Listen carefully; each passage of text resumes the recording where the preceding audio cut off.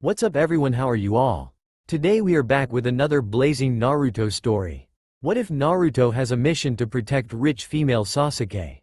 If you enjoy then please like, share and do comments. And also check the description to original creator of this beautiful creation. Man, what am I going to do? Sighed Naruto. He was sitting on the ledge of a roof. There was a festival going on under him. Bright lights and lively people despite it being past midnight.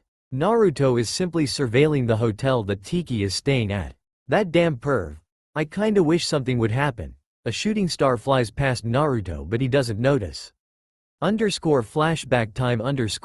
3 days earlier. Oh, hey Naruto. Jiraiya said, while walking on the street. Tons of people out and about looking at the giant white-haired man. What is it? Naruto sulked. Naruto remembers his 10-time in a row reoccurring nightmare. I'ma go do some research for my next novel. Perhaps this is the breakthrough that I have been waiting for. Jiraiya giggled and blushing. Jiraiya is seen doing some weird hand gestures lol.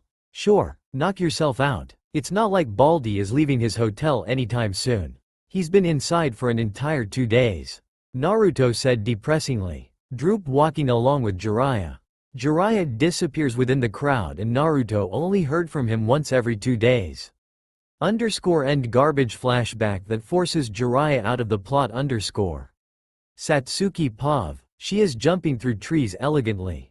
She is injured on her legs from fighting a group of Jonins prior to this.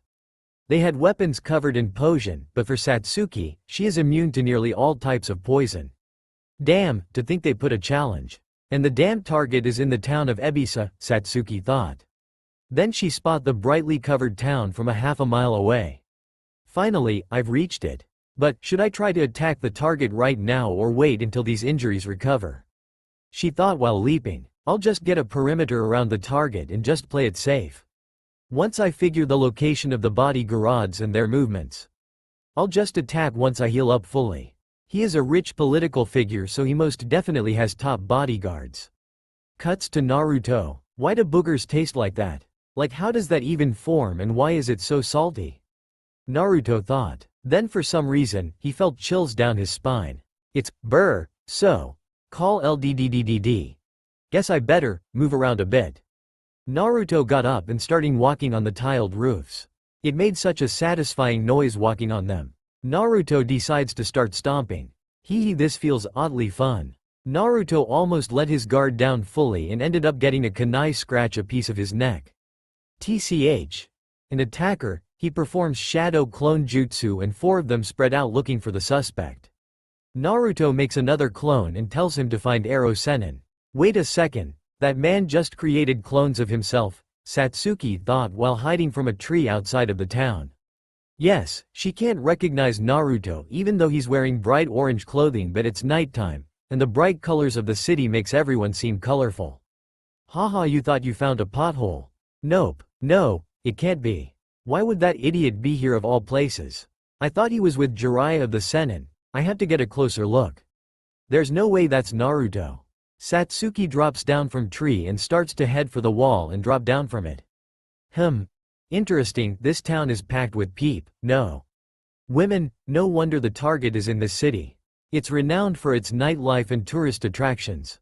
Satsuki goes to the corner of a wall and looks at Clone 4 leap across rooftops. TCH. Damn. Pant, why am I panting at a time like this? She whispered to herself. She has a feeling that she's being watched and doesn't know why. This part of the town seems eerily. It has more males in this side and it's more quiet around here. Peaceful, hey, you. Satsuki turned around to the person calling and replied. What's a beautiful lady like yourself doing in these back parts of the town? Said some random white-haired man. Get lost. Satsuki stared into the soul of the random man there. What, do you have any idea where you are? We control these parts, he shouted. More men appeared and they had lustful eyes staring at her. Genjutsu *, she activated her Sharingan and goes crazy with it lol. What's happening? Stop. Stop. Waste of my time dammit. Satsuki said to herself. Naruto, why can't I find the attacker? But at least I warned the hotel and they put him in a secure room. Naruto standing on top of the hotel. Clone 1 comes back, then 2, then 3, then 4. They simply said, found no one, puff. They disappeared. Clone 5 was looking for Jiraiya Sensei but had trouble finding him in the giant crowds. Excuse me sir, sorry, do you have sorry to both? Clone 5 trying to ask random citizens for help. Hi, have you seen a tall white-haired man around here? White-haired huh, wait. I have. He went towards the Izza section. For a boy your age, you should avoid it. Said some random simpleton citizen used for merely exposition lol. Wah, wait why? I am very strong by the way. Man. These newer generations never listen do they? Listen, crimes happen there a lot and you can get hurt. I think I saw him with a girl or chasing after a girl. Chasing a girl huh? That's definitely got to be pervy sage. Clone 5 thought as he headed towards that direction. Completely ignoring the random man simpleton used for merely exposition. Clone 5 rushed past groups of women in dresses and all sorts of costumes. He bumps into the open market and corners of the walls. He goes past the big main streets and enters through the alley's ways. He then notices a white-haired man on the floor. Oh my god. I cannot believe this, who the hell is this idiot? Clone 5 inspecting the knocked-out body. He notices something out of the corner of his eye. A swift and agile shadow escaping with such speeds. There. He leaps forward and chases after the shadow. He kept chasing and chasing then. He sees a stair. Arg. Naruto receives information from Clone 5 that he may have the attacker. Yes. Cracks knuckles and heads off from the rooftop. Satsuki, what the fuck is he doing here? Why is his shitty clones here? She is furious right now. Yet, calm and controlled. She is reading herself for a fight. My hands and legs. Why are they fidgeting? Am I nervous? Or has my injuries been more severe than previously thought? She is staring into her hands while avoiding any human interactions nearby. To think, that clown was in this town during my mission. He is definitely going to interfere with my plans. He is so obsessed with me. If he continues to persist against me, then I will kill him and permanently sever what minuscule bond he has of me. Naruto leaves the hotel rooftop and rushes towards the outer parts of the brightly light town. TCHH. I have to reach that spot quick. I think it might be her. Naruto is closing in on the alleyways from the top and looking down. He jumps down. Naruto is surveying the area. There's garbage and trash cans everywhere. Knocked out men on the ground. One lamppost, broken light. Puddles on the floor. He leaves and looks around the area. Satsuki, panting HUUU. Cough, what the why am I feeling wheezy? At a time like this, she whispered while moving stealthily across the alleyways. If that idiot is here then Jiraiya has to be with him somewhere. If I fight Naruto then he will be alerted and head to me. I have to lay low. I can't let my emotions get the best of me and I kill Naruto here. She is grasping her chest while moving through, avoiding any signs of people whatsoever. Damn, I thought I found just disappeared so quickly. Naruto put his finger under his chin while chilling at the edge of some random building. Hey Brad, huh? What do you want Kurama? Listen. I normally would never speak to an annoying idiot such as yourself. But, that Uchiha, she's definitely nearby. Do not let your guard down for even a second, huh? How do you, shut up you Brad. Focus and don't lower your guard down. The QB screamed in his mind. Naruto finally gets serious and calms himself. He is focusing all his senses, he has to find her. If she isn't anywhere on top, the next spot is at the ground. He jumps down and starts running. His body is moving on instinct, his nose somehow knows what direction to head to. Panting, why am I like this? I need to find a hotel to stay at for now, it seems I have reached my limit. Now to just find she stops in her tracks. The area she is in is near the town wall and surrounded by buildings. There are rats everywhere towards the trash and a couple plants around. The area is not lit up at all and has only glimpses of light coming from the main street. Her eyes open wide and then squint. The atmosphere is intense. She stops panting and puts her hand on her blade holster. Naruto is standing straight up and his eyes is creeping up on every aspect of her body. He is left speechless and his mouth left gaped. He doesn't know what to say. Her Sharingan activates. It's a 3-tomo Sharingan. Satsuki, he says lowly almost as a whisper. Naruto, said calmly. No one dared to make a move. Then Naruto decides to make the first move. His serious intense state switched up immediately into happiness. He is smiling and his body is relaxing. Haha. It seems that I have finally found you, he jeered. He put his hands behind his head. Yee, it appears so. She is observing all her surroundings looking for any traps. Naruto realizes this. He's not here. What are you talking about? Jiraiya-sensei. He's not around here. What the how did he know what I was thinking, she thought. What, you expect me to believe that? And why wouldn't he be here? I thought you were training with him these past years. Huff. Naruto sighed. I have been training with him but he's too busy dealing with the people of this town. I haven't heard from him until yesterday. He sulked. This is Naruto and I haven't seen him tell a lie to me once in my life. But if what he's saying is correct then. She grabs her blade out and prepares to fight. She smirks at him. Indeed, you baffle me sometimes, Naruto. You gave such precious information to the enemy and now I can fight without any worries. She's in a defensive position but waiting to hear what he has to say before she goes on the offense. Enemy? You're my friend. He stated angrily and puts his hands up to perform a shadow clone jutsu. Satsuki leaps forward and is using lightning chakra to her blade to increase power and speed. TCH. Naruto thought while summoning a clone. But he is too late to make a move. Satsuki's speed blitzes him and stabs Naruto in the left lung. Cough. Aga. Blood splats from his mouth. Waga. Naruto grabbing the blade and tightening his grip on it. I told you, Naruto. I only spared your life the first time on a whim. This time is going to be your. Satsuki notices that her vision is becoming blurry. She retracts her sword and sheaths it. She decides to run away but she is stumbling over and over with each step.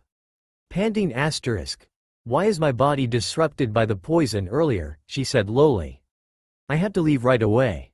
I had to spare his life again. She is about to leap towards over the wall but gets grabbed by someone. It's Naruto's clone. Cough. Blood splattered. Naruto is clenching his chest. He is furious and notices her trying to leave again. Come on body. Move. She's about to leave. I can't let her leave through my fingers again. Naruto forcing himself to move and he dives towards her. It took all of his energy for that. Yes, I just nerfed him. Satsuki Chidori's the clone and jumps up in the air but gets tackled by Naruto towards a building and crash inside. Ag. Satsuki gets up but feels her body failing out on her. What the fuck body? I need to leave. Work damn it. She is panting heavy and her Sharingan changes to blank black state. Why are you so obsessed with me? You fucking loser. Panting she leaves the kitchen holding a kitchen knife and attacks him. You're my friend. If I can't save a single friend then I can never become Hokage. He leaps forward with a kunai and attacks. They exchange a fury of slashes and one notable slash scratches his right cheek horizontally. Naruto is gaining the advantage and is overpowering Satsuki. Shut the hell up. Tired of your constant rambling. You haven't changed in 2 years. You are all talk and no bite. She then breaks through the window and leaps out. Wait, where you going? He follows her. He easily catches up to her and charges a Rasengan and throws it at the ground in front of her, creating a small crater behind the building. Damn it. In like 30 seconds I am going to lose consciousness. She is falling and then finally uses her trump card. She activates her curse mark. Black marks form all over her left side of her face and body. So much chakra was flying through the air. Satsuki. To think you have created this much of a gap between me. Naruto is clenching his fists so hard that he is bleeding from it. Satsuki. Naruto. She is then trading blow for blow against Naruto. She then throws a kick towards his stomach and leaps onto the roof. She then pushes her luck and activates Curse Mark 2. The black flames engulf her entire body and her body changes completely. She grows wings and flies off the town. But shortly after flying right over the walls, she loses consciousness and is seen crashing towards the forest near a small cabin. Naruto sees this happening. She's in trouble. She was affected by something. Perhaps some type of poison. To think she fought while being under its influence. She's become too strong. Naruto clenching his teeth hard. He barely was able to calm his nerves and he leapt off. He is in bad shape as well. Satsuki had fried his insides badly with her lightning chakra amplifying the blade. He'll have to thank the Kyuubi for that. He finds her and grabs her body up, carrying her in his arms. He then goes towards the cabin. It's abandoned and just one broken bed is there. He checks outside and it started to rain. Weird. Why has it started raining? Naruto put her on the broken bed, wondering. This is actually done by Satsuki. She was planning on releasing Kirin attack on Naruto and to bring upon its fullest potential. She has to create tons of electrical discarriage in the air and rain. When she was use her lightning chakra, she was also putting some of her chakra towards the sky to bring upon clouds and form lightning. This in turn caused rain, and since Satsuki didn't discharge it into a form of attack, there are now thunderous storm clouds near the town. Naruto puts his hand to his chin. Wait, I can just bring back her body to the village this way. With her there, things can finally go back to normal and I can finally have a friend and rival with me every day. He started smiling. He made his mind up and goes to grab her body and leans in. Panting, breathing heavy she groans at the slightest touch. Naruto stopped his actions and notices her new breathing pattern. He notices that she is very sensitive to his touch. His eyes open. He notices her messy yet silky long black hair. I wanna feel he runs his fingers through it. Whoa, why is it so soft and so light, but how does it spike up though? The blonde then realizes something. I can't take her home. If I take her home and she doesn't want to, then I am no better than Orochimaru. Grips bed very hard, who knows what he has forced her to do. He then grits his teeth. He is in a bad mood just like that. That's it. All I have to do is wait for her to wake up and then beat some sense into her until she agrees. Naruto smiles and then fully picks up her. I need to take her to hospital. I do not know how to help her or what poison she has. But it's raining, and she can get a fever from it if we go screw it. It's a risk for her to get help. Just hang in there, Satsuki. He rushes through the door and heads for the town. You thought you found another loophole. Nope. Naruto's chest wound is healing fast. His innards have almost been fully repaired and his bleeding has stopped. He doesn't notice it or chooses to not notice it because his friend is in critical injury compared to him. Naruto arrives at the hospital. Quick, this woman has been poisoned and is in danger. He screamed at the lady at the desk. She responds quickly to the blonde. Okay, just bring her down to the waiting room. A doctor will come immediately, said the clerk. Screams. The doctor screams as she enters the wide giant waiting room. Is that Satsuki Uchiha? The doctor is stunned and she is barely able to compose herself. Oh ye it is. Please help her, she is in danger. The blonde replied with her still in his arms. No, that monster is a dangerous criminal. The black-haired doctor replied while taking a step back. She recently heard a group of Junins a couple days earlier. One of them is my husband, she stated. The blonde stunned and his eyes widens. He puts Satsuki down on a chair. Please, she isn't a monster. She's my friend, even though she attacked your husband and his group. But did she kill any of them? He begged and questioned at the doctor. She takes a step forward. Her hand is gripping each other in front of her. Tchh. Sighs. She takes a deep breath and calms herself. My husband. He said that if she really wanted to, she could have killed them. All of them are injured, but none have a truly fatal injury besides broken bones. She is having trouble speaking. The blonde Spiky thanks the lords on this luck. She hadn't killed any of them, so he can finally convince the doctor to help. Naruto then gets on his knees. I am sorry for my friend's attack. I will take any punishment in her place. Just help her this one time. He begs and slowly gets up. Once she heals, I will change her. If I can't change her, then I can never become Hokage. Naruto stated confidently up until he said, Hokage. He said it nervously. Can I really become Hokage? The doctor was left stunned. To think he would beg and accept punishment for his friend. He reminds me of you. I remember when you begged a doctor in a foreign nation to help me recover. That doctor saved my life and I decided to become a doctor after that. I used to be in a horrible place filled with war, but now I can help people and you and our kids. The doctor thought and an unintentional smile appeared on her face. She relaxes her body and heads towards him. You do not need to do that. I will help your friend. She looks at Naruto. Yes. He jeers at her and puts his hands in the air. Thank you so much. Wait, you have to make me a promise though. She smirks at him. Promise? Sure, anything? He states back at her. You have to promise me to change her completely. And to be by her side all the time. If you can't do that, then I won't heal her. She states her deal to the blonde. A big grin appears. Of course, I will never go back on my word. That has been my ninja way ever since. He is smiling so much. He has never been this happy in life ever since. The doctor goes to her and with Naruto's help go to a special room outside the facility and into a small building. I'ma skip this part of the story because it's just Naruto being worried and all. And I am lazy right now. Time skip to Satsuki waking up, but she still needs to be hospitalized.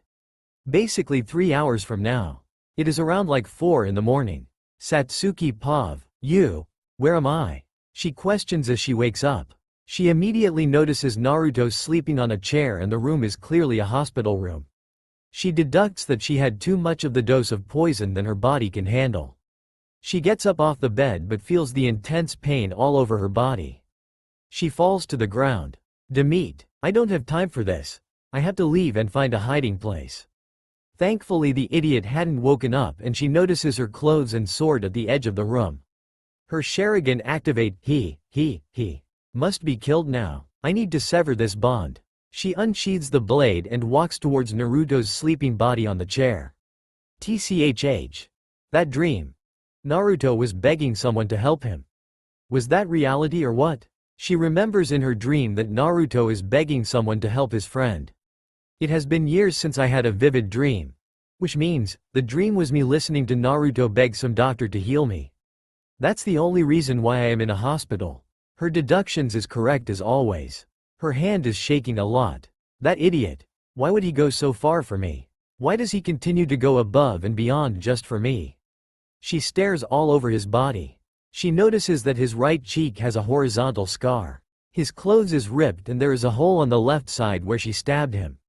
There's another giant scar on his chest. Look at the pain I cause him. He still decides to help me.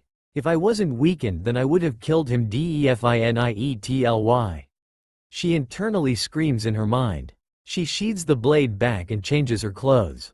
A tiny super small upwards curve appears on her lips. I guess I have to repay my debt this time. She opens the windows and leaps out. UGHH. She verbally expresses her pain while leaping. She is sore all over her body. I will just find a hotel and lay low. I need to fully recover before attacking the target. I only have 8 days to kill this Tiki guy. She enters a hotel in Genjutsu's the attendant and books a cheap hotel room and makes sure to have a do not disturb sign on her door. The attendant agrees, takes her to her room and leaves acting like nothing happened. Satsuki collapses on the floor immediately after. She crawls to the bed and sleeps.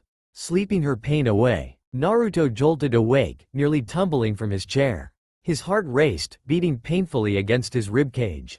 The pale moonlight cast a faint glow on the empty hospital bed. Empty. His blood went cold. Satsuki, he whispered, scanning the shadows, already knowing the answer. He scrambled up, knocking over his chair in the process. Pain lanced through his chest, the fading stab wound burning as if to mock him. She'd left. Again, frustration boiled up, mixing with something heavier, something colder. Damn it. He slammed his fist into the bedside table, splintering the cheap wood. He'd been a fool to think she'd stay put. Taking a shaky breath, Naruto forced himself to calm. She was injured, poisoned, exhausted. She couldn't have gone far. He closed his eyes, focusing his senses, reaching out desperately for any trace of her chakra or scent. And there it was. Faint, but distinct, a familiar mixture. Naruto turned sharply toward the open window, curtains fluttering gently in the cool breeze. I'm not letting you go, he whispered, determination replacing panic as he leapt out into the night. Naruto, streets of Ebisa, late night. The storm had passed, but the scent lingered, ozone and wet stone. Naruto moved through the quiet backstreets of Ebisa town, his jacket sticking to his skin where the rain hadn't fully dried. His chest still ached, but Kurama's chakra was knitting it together, slow but steady. The real pain wasn't physical. Satsuki, he didn't know why he said it aloud. Maybe to convince himself she was still out there. Maybe because part of him still didn't believe she'd actually tried to kill him. His nose twitched. It was faint, but the scent was growing stronger. He moved quicker, footsteps barely echoing against slick cobblestone streets. Each corner turned, every alley navigated, brought him closer to her. Naruto finally stopped in front of a small three-story inn. A single lantern flickered outside, the soft glow reflecting in puddles scattered around his feet. He scaled the wall quietly, fingers gripping the slick wooden ledge as he slipped through the third-floor window with barely a whisper. Inside, the air was heavy. She was here. Satsuki, hotel room, moments earlier. Satsuki sat on the bed, back pressed firmly to the wall, damp cloth resting loosely on her forehead. Her eyes were half-lidded, staring blankly at the ceiling, her breath labored and uneven. The curse mark had receded, but the backlash left her nerves raw and body trembling. Every movement felt like a chore, each breath painful.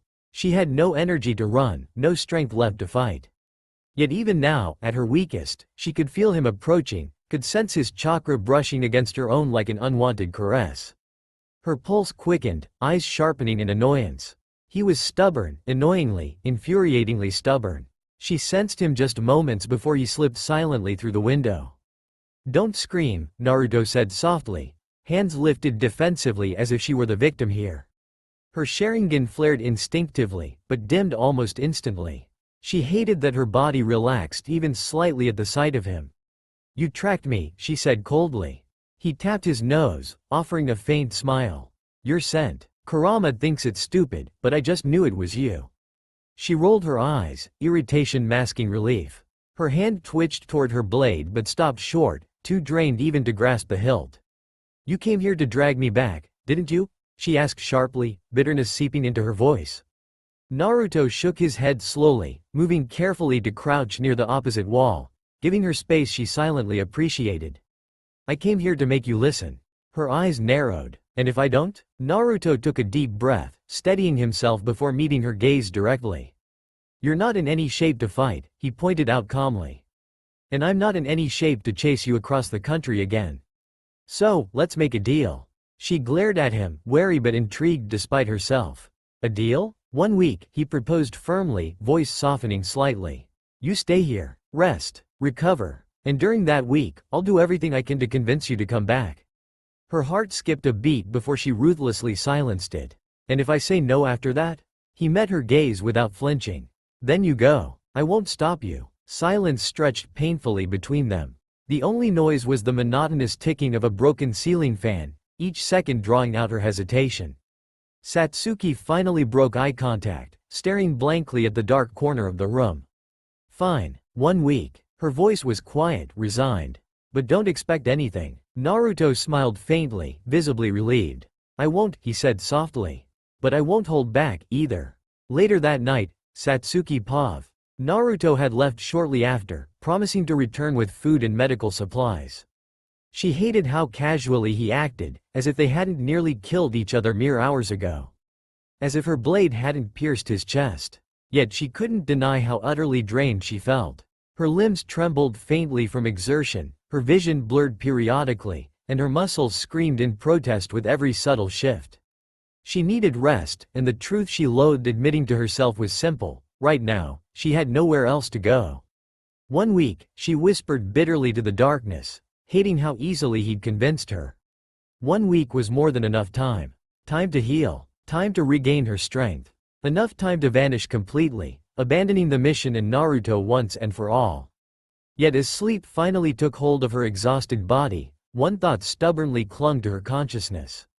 His voice, desperate yet determined, calling her name through the storm. She closed her eyes tighter, trying and failing to erase that echo from her mind. To be continued. Same night, Naruto Pav. Naruto slipped back into the room quietly, a small bag in his hands filled with medical supplies, food, and bandages. The faint glow of moonlight illuminated Satsuki's sleeping form. He paused, noticing her uneven breathing and how her brow was furrowed, as if even in sleep she was battling something. Setting the supplies carefully on the table, Naruto approached slowly, cautiously watching her for signs of waking. Her hands occasionally clenched the sheets, and she flinched as if struck by unseen enemies. A pang of guilt shot through him. "Is this because of me?" Naruto reached out hesitantly, his fingertips barely brushing against her forehead. It was warm, too warm. She stirred slightly, and he quickly withdrew his hand, heart pounding in his chest. She didn't wake. He exhaled softly, relieved.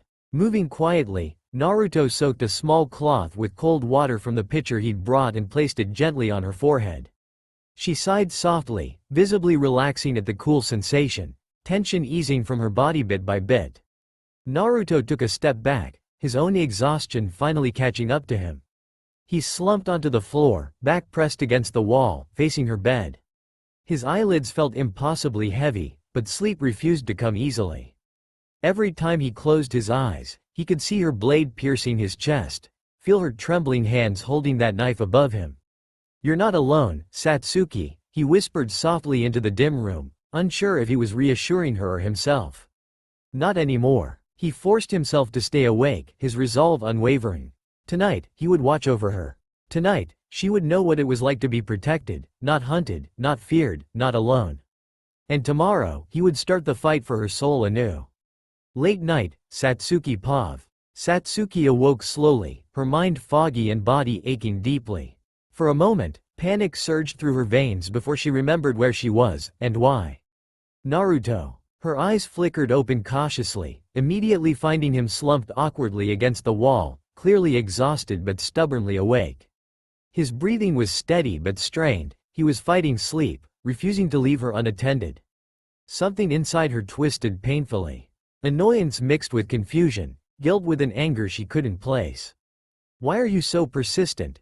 she murmured bitterly, quietly enough that she hoped he wouldn't hear. But he stirred anyway, blue eyes cracking open immediately, finding hers in the soft moonlight. "You're awake," he mumbled sleepily, a gentle smile breaking through his exhaustion. She scowled, though the harshness didn't reach her eyes. "You didn't have to stay." "I wanted to," he replied simply, shifting slightly and wincing at lingering pain. She noticed immediately, her gaze drifting to his chest where she'd stabbed him. She averted her eyes quickly, anger replaced momentarily by shame. Her fists tightened around the sheets. Silence filled the small room until Naruto spoke again, his voice softer, nearly a whisper. "Does it still hurt?" Her eyes snapped up, instantly defensive. "What?" "The poison," he clarified gently, nodding toward her trembling hands. "Are your wounds? Are you still hurting?" She hesitated, instinct telling her to deny it, to push him away, but something deeper within her refused. "I'm fine," she lied, eyes downcast. Naruto's silence lingered, heavy but gentle. Then, softly, footsteps approached. She stiffened instinctively, wary, but he simply placed a small packet on the bedside table next to her. "It's medicine. For the poison and pain," he explained quietly, stepping back to give her space. "You don't have to take it from my hand. Just, please take it." Her heart thudded painfully, unfamiliar feelings stirring within her chest. Gratitude battled suspicion, and anger wrestled with an unspoken relief. "Why?" she finally asked, voice barely audible. Naruto paused at the window, moonlight haloing his figure as he turned slowly back to face her. His gaze was earnest, steady, and unflinching. "Because I care about you. More than you think you deserve." He smiled softly, sadness flickering briefly behind his eyes. "Good night, Satsuki." He slipped out of the window before she could respond, leaving her staring silently into the emptiness he left behind, her heart hammering in ways she refused to understand. The medicine sat quietly beside her, an offer of peace she desperately didn't want to need, yet couldn't bring herself to reject. Slowly, reluctantly, she reached out and took it into her shaking hands. Early morning. Rooftop overlooking Ebisa town, Naruto Pav. Naruto watched silently from his perch, the gentle pink hues of dawn slowly overtaking the dark skies above Ebisa town. The cool morning air brushed his skin, soothing the lingering heat radiating from his half-healed wounds. He touched the spot where Satsuki had stabbed him. A sharp sting lingered beneath his fingertips, a physical echo of something far deeper. "She really meant it this time," he murmured softly, almost to himself. A familiar, gruff voice echoed within his mind. "You humans never learn. She tried to kill you, brat. Twice." Naruto smiled bitterly, glancing sideways, even though Kurama wasn't physically there. She hesitated. "A hesitation is hardly mercy," Kurama growled. "Don't mistake a moment of weakness for kindness." Naruto shook his head slowly, eyes fixed on the inn across the street.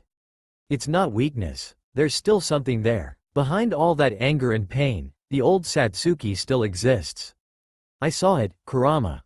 You're a fool, the Nine Tails rumbled softly, though without its usual edge. Always chasing after broken things, hoping your stubbornness alone will fix them.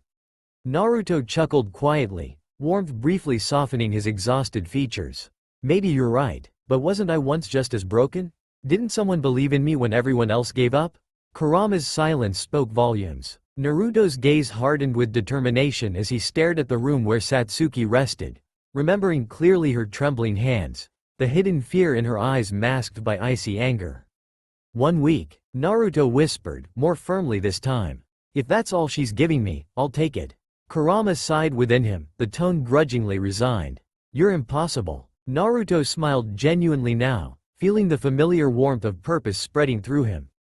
That's what everyone says. He stood up, stretching briefly as the sunlight crept fully over the horizon, bathing Ebisa town in golden warmth. He took a deep breath, letting it steady the turmoil still swirling inside him. 7 days, Naruto repeated softly, letting the resolve solidify into unbreakable determination. I'll show her she's not alone. No matter what it takes. He leapt off the roof, feet landing softly on the cobblestone street, heading toward the market stalls beginning to stir to life in the early morning. Today, the real battle began, not for their lives, but for her heart and soul. And this time, Naruto wouldn't fail. Meanwhile, same morning, hotel room, Satsuki Pav. Satsuki's eyes flickered open slowly, a dull ache pulsing through every muscle. She immediately remembered the night before, the medicine, Naruto's gentle but insistent concern, his irritating persistence. She pushed herself upright, wincing as her body protested even the slightest movement. Her gaze fell on the bedside table, lingering briefly on the empty medicine packet. Her fists tightened involuntarily, annoyed at her own weakness, irritated by the warmth that flooded her chest whenever Naruto's sincerity crossed her mind. Idiot, she muttered, but her voice lacked conviction. She swung her legs over the side of the bed, placing her feet shakily on the floor. The poison's aftereffects lingered, sapping her strength and clarity, but she refused to let Naruto see her this vulnerable again. Still, as she stood slowly and approached the window, she couldn't shake off the strange sensation in her chest, a feeling she'd long since buried beneath layers of bitterness and pride. Outside, she caught a glimpse of familiar orange among the bustling crowd below. Naruto was moving through the morning market, already awake, already planning, already fighting. For her. Why? She whispered harshly, fingers gripping the window ledge hard enough to whiten her knuckles. She despised the way he made her feel, weak, uncertain, confused. But beneath that frustration lay something deeper, something she refused to name but couldn't deny. A small, stubborn voice deep within whispered softly, painfully. Because he's Naruto. She pulled away from the window, forcing herself to regain composure, but the thought lingered uncomfortably, echoing within the quiet solitude of the room. She had given him 1 week. She'd made her conditions clear. He was naive if he thought he could change her mind. And yet, her heartbeat quickened slightly. Her fists clenched tighter. She pushed down the unwelcome emotion ruthlessly. I'll just use this time to regain my strength, she told herself firmly, forcing conviction into her voice. Then I'll leave. For good. Yet as she sat back down, gazing blankly at the cracked ceiling, Satsuki wondered silently how much of that was a promise, and how much was simply an attempt to silence the growing ache in her heart. Early morning, hotel room, Naruto and Satsuki Pav. The gentle knock on the door pulled Satsuki from her uneasy thoughts. Her body tensed instinctively, heart quickening until a familiar voice cut through the tension. Satsuki? You awake? Naruto. She sighed softly, irritation tempered by something she refused to admit felt like relief. Unfortunately, she replied coolly. Naruto stepped cautiously inside, balancing several bags awkwardly in his arms. The smell of warm bread and savory broth instantly filled the small room, tugging at her hunger despite her stubborn resistance. I figured you'd be hungry, Naruto said hesitantly, setting the food down on the small table. You haven't eaten properly since yesterday. Satsuki raised an eyebrow but said nothing, watching warily as Naruto opened containers, steam rising in thin trails. He glanced at her, giving a hopeful, uncertain smile. It's just breakfast, he offered quietly. You don't need to say anything. After a tense pause, Satsuki reluctantly stood up, ignoring the immediate pain that radiated through her stiff muscles. She took a cautious seat across from Naruto, careful to maintain her cold demeanor despite the enticing smell of food. Naruto handed her a pair of chopsticks, their fingers briefly brushing. She quickly drew her hand away, not missing the quiet disappointment flickering across his face. They ate quietly, an awkward silence blanketing the room. Occasionally, Naruto glanced up at her, as if searching for an opening, anything to bridge the distance between them. Finally, he cleared his throat softly. You know, Ebisa's food isn't half bad. Reminds me a little of Ichiraku's. She scoffed quietly, eyes locked onto her bowl. Trust you to compare everything to ramen. Naruto chuckled softly, visibly relieved that she'd responded at all. Hey, Ichiraku's ramen is legendary. You used to like it, too. Satsuki's hand froze mid-bite, a flash of memory unexpectedly softening her features before she quickly hid it again. She hesitated, then reluctantly muttered, it wasn't terrible. He smiled warmly, blue eyes sparkling gently in the morning sunlight. Maybe we could go again someday. You know, when things aren't so complicated. Satsuki's grip tightened subtly around her chopsticks, her gaze suddenly fixed on the bowl again, a turmoil of conflicting emotions stirring inside her chest. Stop pretending things could ever be normal again, she whispered harshly. Naruto's smile faded slightly, replaced by quiet sincerity. Maybe not exactly normal, but better. I really believe that. She said nothing, the silence stretching once more. Eventually, Naruto broke it again, quieter this time, almost hesitant. Thanks for letting me help you last night. With the medicine, I mean. Satsuki's eyes flickered upward sharply, something vulnerable briefly surfacing beneath her icy glare. You didn't give me much choice. Naruto shrugged, voice softening gently. You've never been easy to help. But I figured you'd push me away if I didn't try. Her breath caught slightly, betraying her carefully maintained indifference. She quickly looked away again, uncomfortable with the honesty shining clearly in his eyes. A long, silent moment passed. Satsuki shifted slightly in discomfort, suddenly keenly aware of her clothes. They were damp, sticking uncomfortably to her skin, torn in multiple places, a reminder of how vulnerable she currently was. She shifted again, grimacing slightly as the wet fabric pulled at her wounds. Naruto noticed immediately, concern clouding his expression. Are you sure you're okay? Satsuki hesitated, pride battling with practicality. She glared briefly, then sighed deeply, reluctantly admitting, my clothes are still wet. I need to shower and change. Naruto blinked in surprise, then glanced awkwardly around the room, cheeks faintly reddening. Oh, right, I guess you would. I could get you something dry. My stuff's clean, at least. She scowled, heat rising faintly to her own cheeks, hating her lack of alternatives.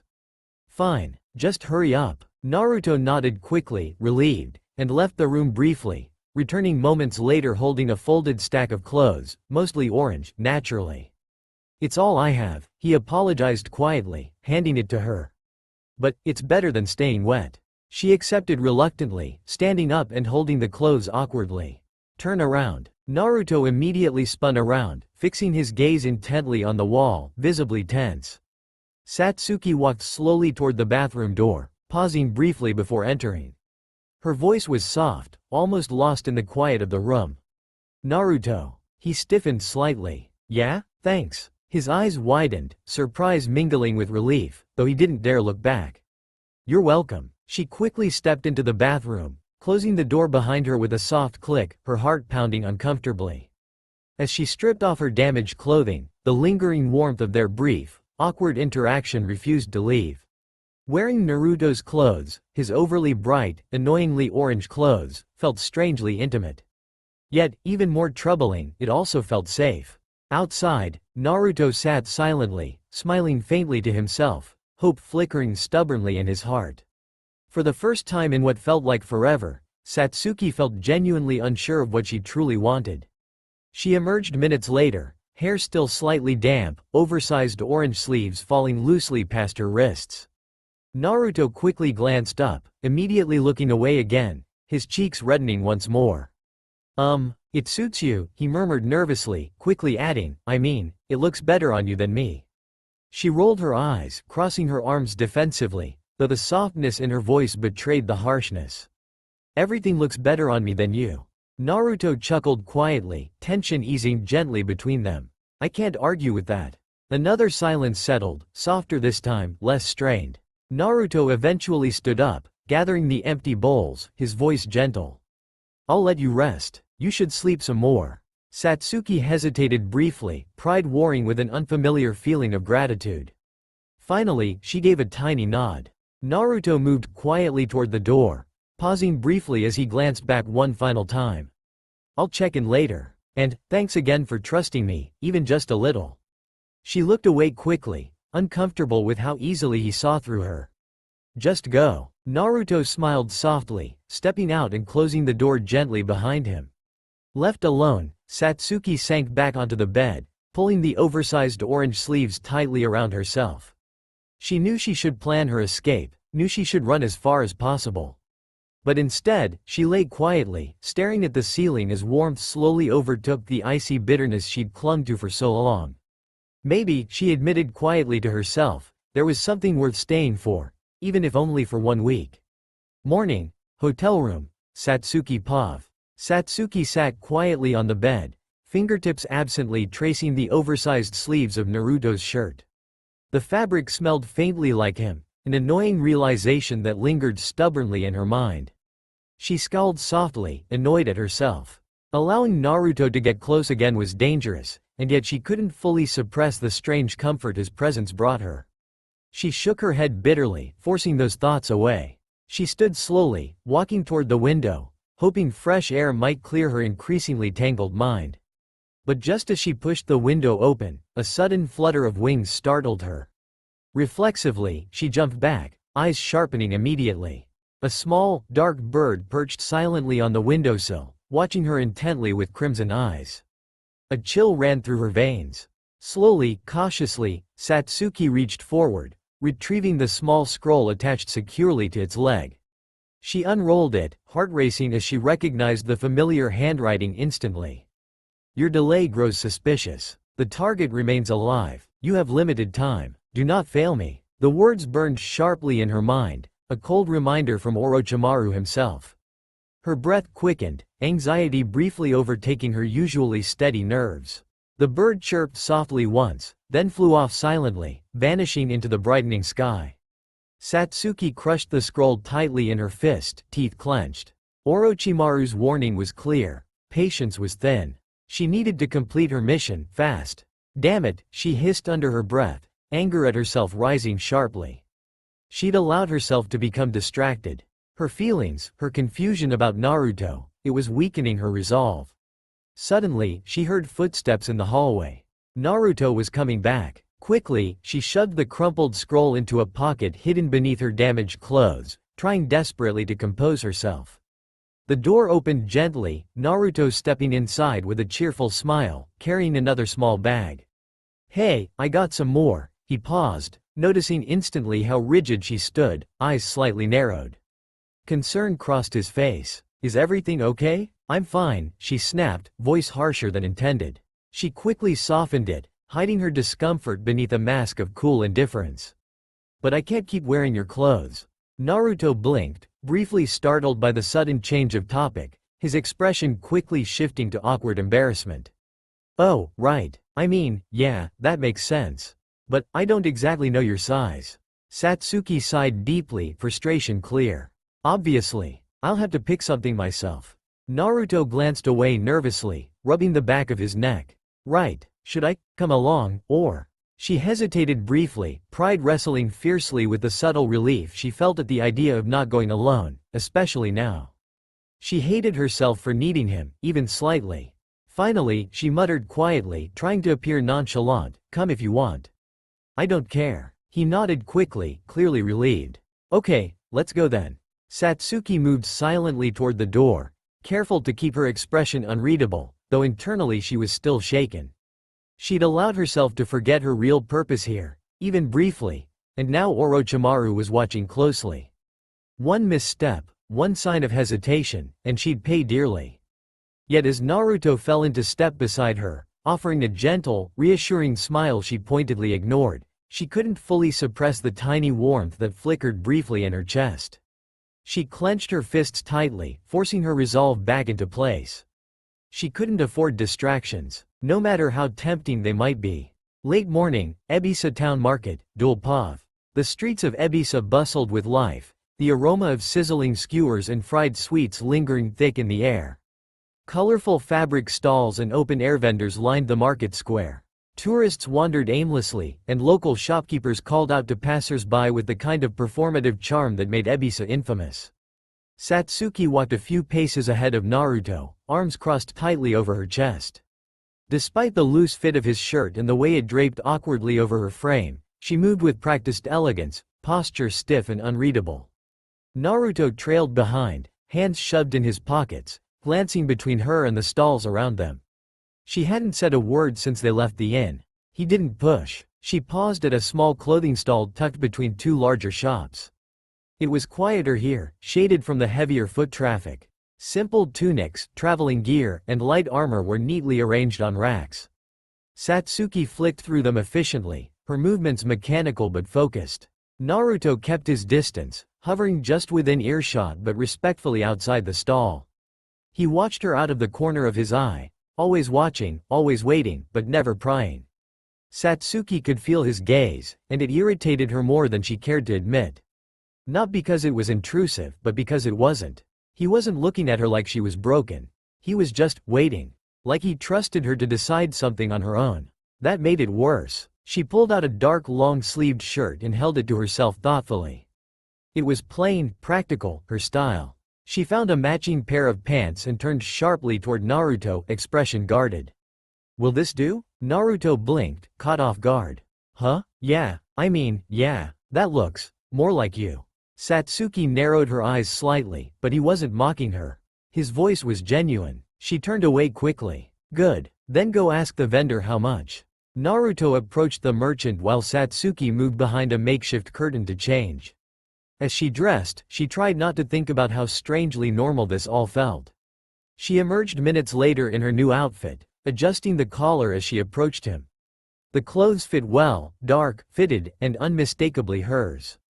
She looked more like the shinobi she used to be. But something in her eyes had changed. Even Naruto saw it. "That's definitely more you," he said with a soft smile. She nodded once. "Let's go." As they turned to leave the stall, Naruto's eyes caught movement across the square.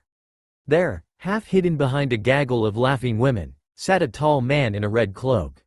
White hair, familiar posture. Jiraiya. He was tipping back a cup of sake, already red-faced, regaling his audience with some exaggerated tale, his arms flailing like a stage performer.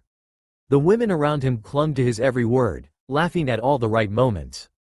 Naruto's heart thumped once, hard. He froze, but he said nothing. Satsuki paused a few steps ahead, glancing back. "What is it?" Naruto blinked, eyes narrowing slightly before forcing a light grin. "Nothing. Just thought I saw something weird." Satsuki arched a brow, unconvinced, but didn't press. "You're always seeing weird things." Naruto chuckled. "Yeah, probably." They disappeared into the crowd, their figures soon swallowed by the stream of market-goers. Across the square, Jiraiya took a sip from his cup without looking up. The laughter around him continued, but his gaze had subtly shifted, hidden beneath half-lidded eyes and a lazy smile. He hadn't moved, hadn't spoken. But for just a second, the corner of his mouth curled into something far sharper than his usual grin. The walk back was quiet. The market's noise faded behind them, replaced by the low murmur of distant crowds and the rustling of fabric in the breeze. Satsuki walked just ahead of Naruto, not speaking, her new clothes blending her more naturally into the flow of the village. But her shoulders were stiff, tense in that way only Naruto would notice now. He followed a step behind, hands in his pockets, eyes fixed on the back of her head. His thoughts weren't on her clothes, or the awkward moment with the vendor, or even her usual snappy tone. They were on Jiraiya. He pushed the thought aside as they climbed the steps to the small, quiet inn. Satsuki paused at the door, hesitating before unlocking it. Naruto caught up beside her, voice gentle. "You okay?" She didn't look at him. "Fine." He nodded, not pushing. The door creaked open and they stepped inside. The room was small and quiet again, the way they'd left it. Faint afternoon light spilled through the thin curtains, casting soft shadows across the walls. Satsuki went to the edge of the bed and sat slowly, her back still to him. She didn't speak, didn't move. Just sat in silence, fingers fidgeting subtly with the hem of her new sleeve. Naruto watched her for a moment, then glanced down at the bag of leftover food in his hands. "I got you something," he said. "Some of those dumplings you looked at earlier. Figured. You didn't say anything, but you kinda stared at them like they insulted your clan." She turned slightly, one brow raising. "I did not." "You totally did," he said, grinning. "It was like 3 full seconds. I counted." There was a brief flicker at the corner of her mouth. It wasn't a smile, but it wasn't nothing. She turned away again. "I guess I'll eat later." Naruto placed the bag gently on the table. He should have left it there. Should have let the moment breathe. But instead, he asked, quieter now, "You've been different since this morning." Satsuki didn't move, didn't respond at first. Then, just as softly, "So have you." That made him pause. He walked over to the window and leaned against the frame, gazing out at the rooftops. For a while, neither of them spoke. The air between them was neither warm nor cold, just filled with too many things left unsaid. Finally, Naruto broke the silence. "I need to step out for a bit." Satsuki turned slightly. "Where?" He hesitated, then shrugged. "Just need to check on something." There was a long pause before she said, quietly, "You're going to him, aren't you?" Naruto looked back, surprised she figured it out so quickly. She didn't need to say Jiraiya's name. The weight in her voice said enough. "Yeah," he admitted. "I should at least let him know I'm alive." She didn't respond right away. Then, "Will he stop you?" Naruto looked at her carefully, searching her expression. "No." She turned away again, and this time there was something uneasy in the set of her jaw. Naruto moved to the door, hand on the knob. "I'll be back before dark." She didn't look at him, but he saw her nod once. As the door clicked shut behind him, Satsuki sat in the silence he left behind, her eyes fixed on nothing. The moment Naruto stepped foot into the lobby, the faint shimmer of chakra flickered in front of him. Poof! His shadow clone dispelled in a puff of smoke, flooding him with dull memories of pacing, stretching, and staring out the window doing absolutely nothing. He blinked once, then sighed. So much for staying off the radar. Outside, on the shaded hotel patio, Jiraiya lounged at a table with their client, Tiki, the rotund political envoy. He still had that same polished grin and expensive robes that looked too clean for a man on vacation. Jiraiya spotted Naruto first and waved him over with a sake cup in hand. "Look who finally crawled out of his room." Naruto forced a grin and approached. "Was meditating." Tiki laughed, patting his round belly. "Is that what they call it now?" Jiraiya gestured to the empty seat. "Sit. Eat. Your plate's still warm." "Well, it was an hour ago." Naruto took the seat, keeping his smile polite. His stomach grumbled louder than he wanted to admit. He hadn't actually eaten much since morning, and the smell of grilled fish and steamed rice didn't make resisting easier. He started eating quickly, efficient, focused. Between bites, he added, "Didn't realize we had a meeting." Tiki chuckled. "We didn't. Just felt like enjoying the company of Konoha's finest." "And the sake," Jiraiya added, tipping back his cup. Naruto didn't reply. He kept his eyes on his plate, chewing faster than normal. Jiraiya leaned back, lazily watching clouds drift overhead. "You know, you seem different, kid." Naruto paused, chopsticks halfway to his mouth. "Different?" "Yeah." Jiraiya shrugged. "More energy in you. Kinda weird, honestly, especially after how grumpy you were before we got here." Naruto blinked. "I wasn't grumpy." "Sure," Jiraiya said, smirking. "You sulked for 2 whole days. I thought about exercising your room." Tiki laughed again, clearly enjoying himself. Naruto gave a weak smile and resumed eating. "Anyway," Jiraiya continued, "this town's not bad, huh? Food's good, views are great, and the nightlife, phew. Tell me you've at least looked around." Naruto glanced up. "A little." Jiraiya narrowed one eye playfully. "You better. You're at prime girl chasing age. You'd be wasting this mission if you don't flirt with at least one barmaid." Naruto rolled his eyes. "That's your department. Don't knock it till you try it," Jiraiya said, raising his cup like a toast. "Mark my words. Nothing hones a shinobi's instincts like surviving rejection." Naruto barked a laugh despite himself, then quickly returned to his food. The rest of the meal passed slowly. Tiki rambled about trade agreements and obscure noble gossip. Jiraiya threw in the occasional joke, sometimes at Naruto's expense, sometimes at the client's. Naruto smiled and nodded when he needed to, but his foot tapped restlessly beneath the table. Time dragged. The sun shifted angles. More food came and went. He checked the sky once, then again. Jiraiya caught him the third time. Got somewhere to be? Naruto froze for half a second, then shook his head quickly. Nah, just wasn't expecting to be here this long. Jiraiya grinned. Time flies when you're stuck entertaining politicians, huh? Tiki raised a glass. I take offense. No, you pay offense, Jiraiya replied smoothly. That's why we're still smiling. Even Naruto cracked a smirk at that. But as the afternoon wore on, and the sun inched closer to the horizon, Naruto's smile faded. He was still at this table. Still wasting hours. Still not back at the quiet inn where someone else was waiting. Someone who probably thought he wasn't coming back. Afternoon to midnight. Hotel lounge, Naruto Pav. It started with a second plate of food. Then a third round of drinks.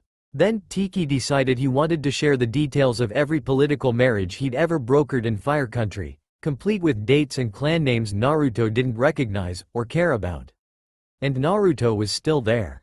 He sat at the table, back straight, hands folded neatly in his lap, nodding occasionally like a good shinobi in front of a client and his master. But inside, he was screaming. The sun slipped lower, painting the walls of the lounge in gold and orange. Jiraiya, who'd moved on to his second bottle of sake by now, looked like he had absolutely no intention of leaving. And then she told him, I'm not marrying a man who can't even open a scroll without asking his advisor how to read the seal. Tiki burst into laughter at his own story. Jiraiya joined in with a wide, open-mouthed cackle, slapping the table hard enough to rattle the plates. Naruto chuckled politely, even though he hadn't heard a single word of the punchline. He stole a glance toward the sky beyond the balcony. The sun had dipped low now, nearly out of sight. His knee bounced under the table. He imagined the room back at the smaller inn. Quiet, dimly lit. Satsuki sitting on the bed, legs crossed, arms folded, waiting for him to come back like he said he would. He imagined her checking the window. He imagined her not checking anymore. Something on your mind, kid? Jiraiya asked, looking over lazily, twirling his cup between two fingers. Naruto blinked. No, just tired. Peeved, Jiraiya snorted. Tired at your age? You're wasting your youth. This town's alive. You should be sneaking into dance halls, not sulking at this table. Tiki grinned and clinked his cup with Jiraiya's. See? This one gets it. Naruto smiled thinly. I'll keep that in mind. They kept talking. Dinner turned into more drinks. More drinks turned into card games. Card games turned into a storytelling contest, which Naruto couldn't escape because somehow, he had now become the subject. Jiraiya smacked his back at least 5 times during this period, each time pretending it was encouragement, each time nearly knocking the air out of his lungs. And still, he stayed. Because leaving now would make Jiraiya ask questions. Would make Tiki suspicious. And that risked exposing more than just himself. So, he nodded, smiled, laughed when it was expected. Pretended to care about who owned the 5th largest trade fleet in the Western Sea. Pretended that he didn't feel like he was watching the sun go out 1 minute at a time. Hours later, lounge balcony, late evening. It was well past dinner now. The lounge had emptied of most guests. The lanterns on the balcony were lit, flickering gently in the night air. Jiraiya sat sprawled sideways in his chair, robes loosened and one sandal kicked off. Tiki was half asleep on a cushioned bench, still holding a half-empty cup and mumbling about zoning laws. Naruto sat very, very still. His plate was empty. His tea was cold. His patience was gone. And still, he waited. Jiraiya's eyes drifted shut. His head tilted. He let out one deep, unbothered sigh, and then began snoring. Naruto didn't move for a full 30 seconds, just to be sure. Then, slowly, he stood. No creak in the chair. No shift in the tableware. Silent. Tiki didn't stir. Jiraiya gave a particularly loud snore and muttered something about the bathhouse incident. Naruto exhaled through his nose. Finally. Midnight. Ebisa streets, Naruto Pav. The streets were nearly empty now. The nighttime noise had faded into a soft hush, broken only by the distant clinking of glasses and the echo of sandals slapping stone. Naruto moved fast, cloak drawn, hood up. The lamps overhead blurred as he sped through the side alleys. Each step was laced with dread. He'd said he'd be back before dark. It was well past midnight. He reached the edge of the quiet inn in minutes. Paused just outside the door. Took one deep breath, then stepped inside, and froze. The room was dark. The window was slightly open. The bed was empty. The room was dark, silent. The window still half open, the curtains rustling gently with the breeze. Naruto stood frozen in the doorway.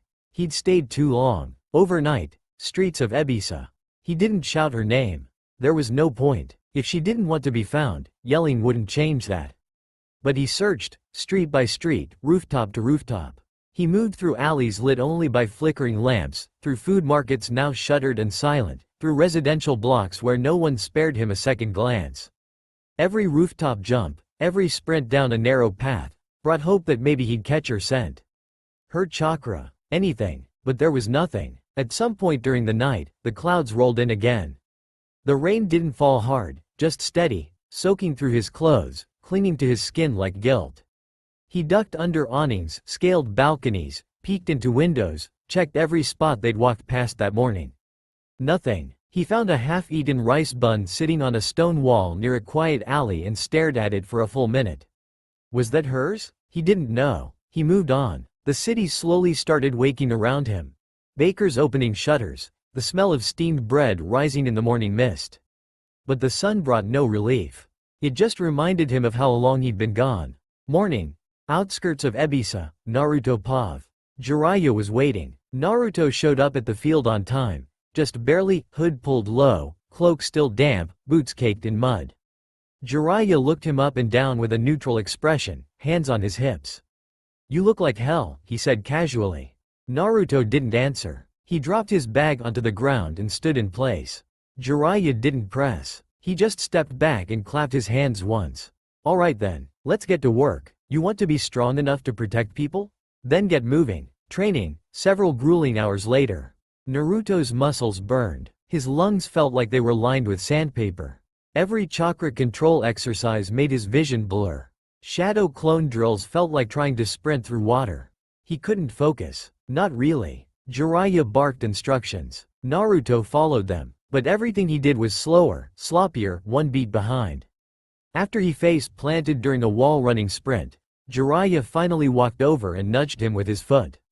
"You're off today," he said, still not sounding mad. "Just observing." Naruto rolled onto his back, panting. "Didn't sleep. Because of your training, right?" Jiraiya said, squinting slightly. Naruto didn't answer. Jiraiya stood up and stretched, cracking his back. "Well, tough luck. This was the one day I felt like teaching you something real. You better remember that next time." Naruto grunted and pushed himself to his feet, even though his body screamed at him not to. Midnight. Returned to the inn, Naruto Pav. It was past midnight again when he finally made it back. He barely remembered the walk. Just the blur of lanterns and his own footsteps echoing too loudly in his ears. His legs were jelly. His shirt clung to him with dried sweat. His hands were scraped raw. He reached the inn, pushed open the door with trembling fingers. And froze. The lamp on the table was still off. But the window had been closed. And the bed looked different. Not made. Sheets slightly rumpled. He stepped inside slowly, heart thudding. He didn't call out. Didn't ask. He just closed the door behind him. And for a few seconds, he stood there, wet, broken, exhausted, hoping that when he turned around, he wouldn't be alone. Naruto stepped fully inside the room, shutting the door quietly behind him. The soft click echoed louder than he expected. His eyes adjusted slowly to the darkness. Just enough moonlight filtered through the curtain to show him what he'd been hoping for, and dreading. Satsuki sat in the chair by the small table, legs crossed, arms resting lightly over one knee. Her posture was still, straight, deliberate. She was waiting, her eyes opened slowly, already on him. No anger, no relief, just unreadable silence. Naruto swallowed thickly. He didn't speak, didn't move. His body screamed for rest, but he stood frozen just inside the door, dripping sweat, dirt caking his sleeves, cuts on his hands barely clotted. Satsuki didn't blink, didn't look away. The silence was heavy. Tension curled in the space between them, thicker than the air, sharper than a blade. Naruto shifted his weight. "You're here." She said nothing. His voice cracked slightly as he tried again, softer. "I thought you left." Still nothing. Not even a twitch of expression. He rubbed the back of his neck, flinching slightly at the sting of dried blood under his nails. "I wanted to come back earlier," he said quietly. "I tried. Jiraiya, the client, everything just dragged." She didn't break eye contact. "I looked for you," he added, a little more desperate. "All night. I didn't sleep." You said you'd be back before dark." Her voice was quiet, even. Naruto froze. He opened his mouth to explain, but then closed it. There wasn't anything he could say that didn't sound hollow. The silence stretched. Finally, Satsuki stood. She moved past him without brushing his shoulder, walked toward the bed, and sat on the edge. She didn't tell him to leave. She didn't tell him to stay. She just sat there, back to him, her head slightly lowered. Naruto stood a moment longer, drained, hollow, angry at himself. Then slowly, he sank down to the floor, back against the wall. The room was small, but the space between them felt impossibly wide. And neither of them crossed it. The silence stretched until it nearly collapsed in on itself. Then, without turning around, Satsuki spoke again, low and sharp. "You stink." Naruto blinked. She reached beside the bed, grabbed a neatly folded bundle of fabric, and stood. With precise steps, she walked over to him, dropped the clothes in his lap, and turned away again. The same orange shirt and pants he'd loaned her days ago. "They're washed," she added, almost as an afterthought. Naruto stared down at them. They smelled faintly like soap. Faintly like her. He looked up. "You didn't have to shower," she cut in flatly. "Before the floor starts rotting." She sat back on the bed, legs crossed again, arms folded tightly, face averted this time. Naruto didn't argue. He got up slowly, limbs groaning in protest, and stepped into the small bathroom. The water was cold at first, biting, but it jolted him awake more than it hurt. Dirt and sweat ran off in dull streaks. His hands stung under the stream, cuts raw and reddened. He didn't realize how long he stood there until the mirror fogged and the ache in his spine dulled to numbness. When he finally stepped out, towel draped over his shoulders and old clothes back on his frame, the room was dim and quiet. Satsuki hadn't moved, still sitting on the bed, still facing away. He cleared his throat. "Thanks for not locking me out." She didn't respond. Naruto sighed and crossed to the corner of the room, sitting on the floor again with his back to the opposite wall.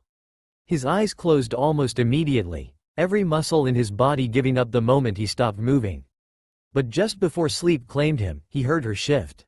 Sheets rustled, then silence again, but this time, it didn't feel quite as cold. Naruto stepped out of the bathroom, rubbing the back of his head with a towel. His skin was raw from the cold water, and he felt like his limbs might just give out at any second. The room was dim, moonlight still drifting in through the curtains. Satsuki sat on the bed again, but now she was watching him, not in judgment, just watching. Her expression unreadable. He hesitated, unsure what to say. The silence hung, stretching longer. Then she stood. Naruto blinked as she moved past him, saying nothing, her footsteps soft against the wooden floor. She crossed to the small kitchenette tucked into the corner of the room. He stayed where he was, watching her from behind as she opened a cabinet, pulled out a chipped ceramic teapot and two mismatched cups. The kettle clicked softly as she set it on the small stove, and soon, the quiet hiss of heating water filled the space. She still didn't say a word. Naruto sat down cross-legged near the low table, towel still slung around his shoulders, eyes never leaving her. When the water finally boiled, she poured the tea, precise, careful movements. First into one cup, then the other. She brought both over and placed them on the table between them. Then she sat down across from him. No eye contact, no dramatic sigh, just tea. Naruto blinked down at the cup. Steam rose between them, curling and drifting in the cold air. He reached out and picked it up, fingers brushing the ceramic. It was warm, steadying. He sipped. The quiet between them shifted. Not tense anymore, just tired. Lived in, shared. Satsuki wrapped her hands around her own cup and took a sip, her eyes half-lidded, focused on nothing. Naruto didn't press her, didn't thank her, didn't ask where she'd gone or why she'd come back. And she didn't offer it. But when he set the cup down, and she refilled it without looking up. The tea grew cooler between them, but neither seemed eager to break the spell of shared quiet. Naruto finally shifted, elbows on the table, turning the cup in his hands. How many days is it now? He asked, voice low. Satsuki glanced up, her gaze sharp. Until what? He hesitated, lips quirking in a tired smile. Until the week's over. You leaving? Or, not? A silence, heavier than before. Satsuki looked away. Naruto tried to keep his tone light, but the worry crept in. I haven't kept track, but it feels short. She considered him for a moment. It's been 3 days. He let out a breath he hadn't realized he'd been holding. So, 4 left. She nodded, sipping her tea, not meeting his eyes. Naruto stared at her, a question forming and dying on his lips more than once. Finally, he found something neutral, something real. What have you been working on? He asked softly. I mean, these past couple years. Techniques. Training. You always got ahead of me before. I'm kinda curious. Satsuki studied him, searching for any hint of mockery, but found none. She answered simply. Mostly chakra control. Genjutsu. A little sword work. She paused, glancing at her hands. Lightning, too. Naruto's lips twitched. I noticed. A ghost of a smirk crossed her face, gone in a second. He leaned in, tone more playful.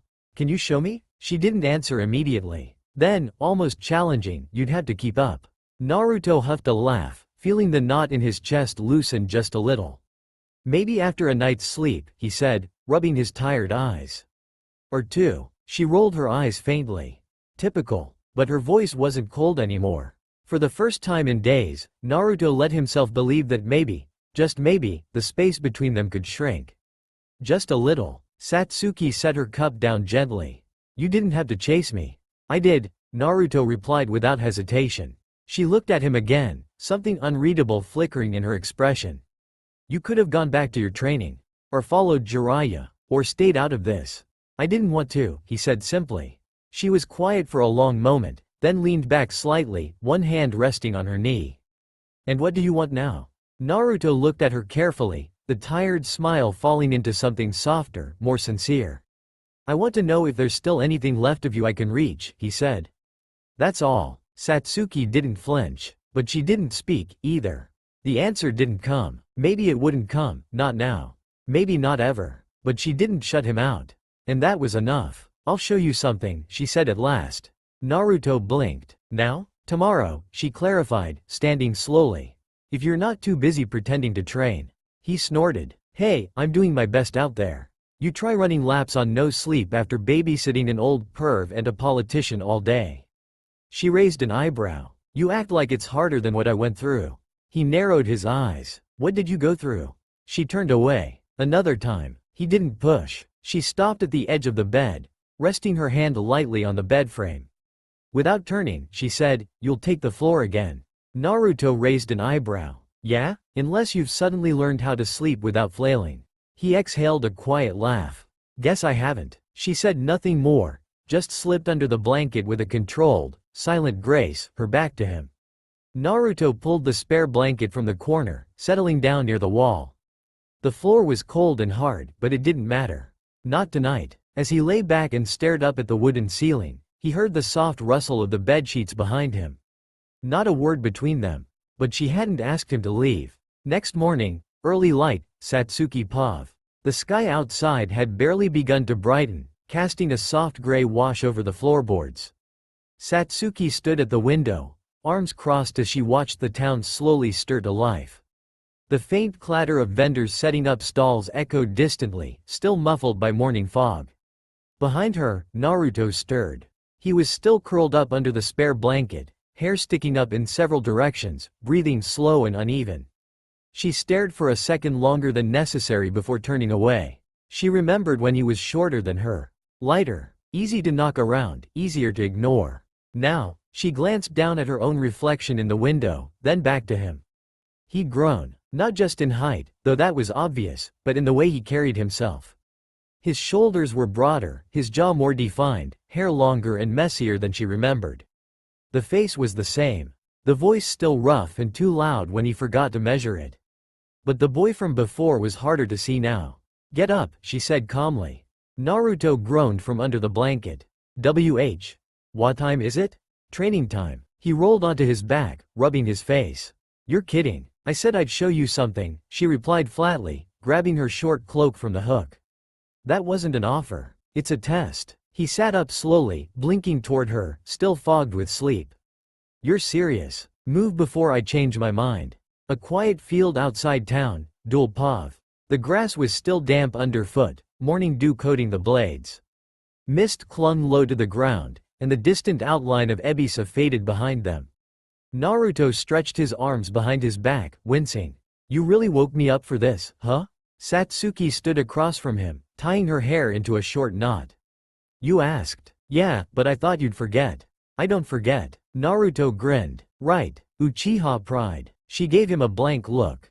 Watch closely. In a blink, her chakra flared, controlled and cold, and her form blurred forward in a sharp flicker step.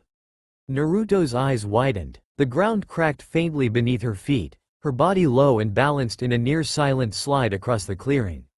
He caught the shimmer of her lightning chakra laced through her fingertips, bare, no blade needed.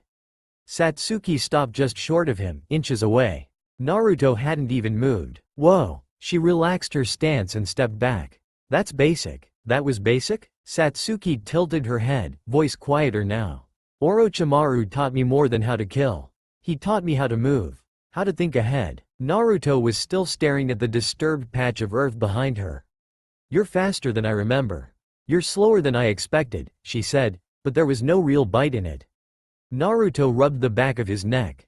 Didn't exactly get trained like that. Jiraiya mostly just throws me into lakes and yells when I don't learn fast enough. He grinned, expecting a scoff. But Satsuki just looked at him. Not down at him, not past him, at him. You've changed, she said plainly. Naruto blinked. Huh? She glanced away. Taller, less irritating, slightly. He laughed. Thanks, I guess? She folded her arms again. Your chakra control's still sloppy. I can sense it wobbling from here. Well yeah, I was literally up all night, he said, stepping forward into the clearing, trying to mimic the stance she'd taken earlier. Cut me some slack. Satsuki didn't. Wider stance. Keep your weight forward. You're too heavy in the back foot. Naruto adjusted. Better. He glanced at her, a small spark of pride flickering across his face. They trained until the sun was fully up. Nothing fancy, no sparring, just movement. Footwork. Chakra shaping. The kind of rhythm you only get when two people understand each other's presence without needing to talk much. And for the first time in a long time, Naruto didn't feel like he was trying to catch up to someone who was running away. He just felt. Here, Ebisa town, late morning, a small street stall. The air was already warm, sunlight glinting off the glass lanterns strung between buildings. Satsuki followed Naruto through the winding market streets, her expression neutral, but her eyes darting over every detail. The colorful awnings, the crowd's easy laughter, the sizzle of food on open grills. Naruto stopped at a stall with a battered wooden sign and a handful of stools. The old woman behind the counter gave him a gap-toothed grin. You brought a friend today, Blondie? Satsuki took a seat next to Naruto, eyeing the pot of simmering miso soup and the plate of steamed buns on the counter. Naruto grinned. Best dumplings in town, believe me. She didn't answer, but accepted the bowl he slid her way, blowing gently on the surface before taking a sip. They ate in silence for a while. Naruto devoured 3 buns in quick succession. Satsuki picked at hers, but didn't complain. The steady bustle of the morning market washed over them, comfortable and oddly safe. Naruto broke the silence first. So, you ever think about just staying somewhere like this? Not as a ninja, just as yourself? Satsuki gave him a sidelong glance, unimpressed.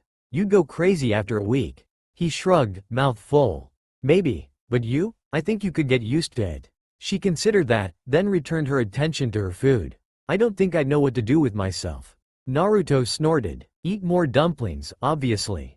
She almost smiled. When they finished, Naruto paid, over Satsuki's half-hearted protest, and the stall owner pressed 2 candies into their hands, for good luck. Satsuki pocketed hers without comment. Marketplace. The sun climbed higher as they left the food stall behind, blending into the meandering stream of townsfolk. Ebisa was in full motion, bright festival banners flapping, vendors hawking sweets and lanterns, children darting between grown-up legs. At first, Satsuki kept her distance, eyes narrowed against the press of people. But the street ahead constricted, the crowd swelling as a troupe of drummers rolled past. For a moment, the surge threatened to pull them apart. Then, without warning, Naruto's hand closed firmly around hers. She tensed, startled, but didn't jerk away.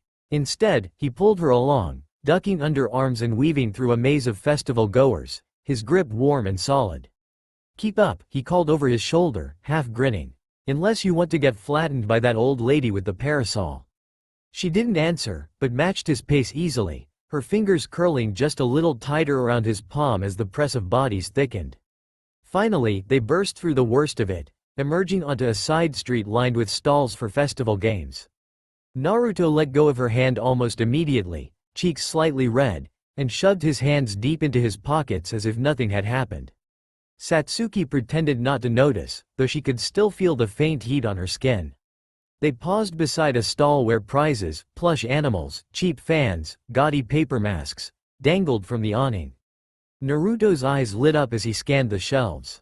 "All right, just watch, I got this," he announced, dropping a handful of coins onto the vendor's counter. First up was the ring toss. Naruto's first throw bounced off the post and landed at his feet. The next shot was so wild that a little kid a few feet away had to duck as the ring sailed by. Naruto grinned sheepishly, waving an apology as the vendor, an old man with arms crossed and thick eyebrows, sighed and flicked the ring back with a practiced toe. Satsuki folded her arms, eyebrow raised, and watched as Naruto lined up again. His shoulders rolled with a stiffness she recognized, not from nerves but from fatigue. He sent the ring spinning with a dramatic flick. It spun in the air, a perfect arc, before clattering uselessly behind the counter. "I swear this game is rigged," he muttered, glaring at the peg like it was personal. Satsuki studied his profile as he snatched up another ring, windmilling his arm for effect. This one nearly hit the awning, bouncing and skidding to a stop at her feet. She didn't bother to pick it up. She could see it in the way he moved, shoulders hunched, arm trembling slightly with each exaggerated motion, exhaustion clinging to his posture like a second skin. Even his spirit, stubborn and unyielding, couldn't quite mask the heaviness weighing down his body. He was out of rings before even grazing the post. The vendor just grunted, unimpressed. Without pausing to sulk, Naruto pressed on to the next stall, determined. "Goldfish scoop." Naruto crouched, face serious. "Watch and learn, Satsuki," he said, lowering the flimsy paper net into the water with exaggerated care. The net barely touched the surface before it ripped, sending a lone goldfish darting away. The vendor offered him another net, lips twitching in a smile. Naruto, undeterred, tried again. This time, he chased a fish in circles, his brow furrowed, but the goldfish darted out of reach at the last second, leaving a wet trail across the counter as his net disintegrated. Satsuki watched, noting the way his hand shook as he dipped the net again. Not enough rest. Pushing too hard. As always. Come on. He grabbed his third and final net, determined. This is the one. He actually managed to scoop a fish, only for the net to collapse, fish and all, back into the bowl. Water splashed across his face, droplets clinging to his whisker marks. The vendor turned away, shoulders shaking. Satsuki shook her head, deadpan. "You're only frightening them at this point." But her voice was less mocking than usual, something almost close to concern. Naruto just puffed his cheeks, already moving to the next challenge.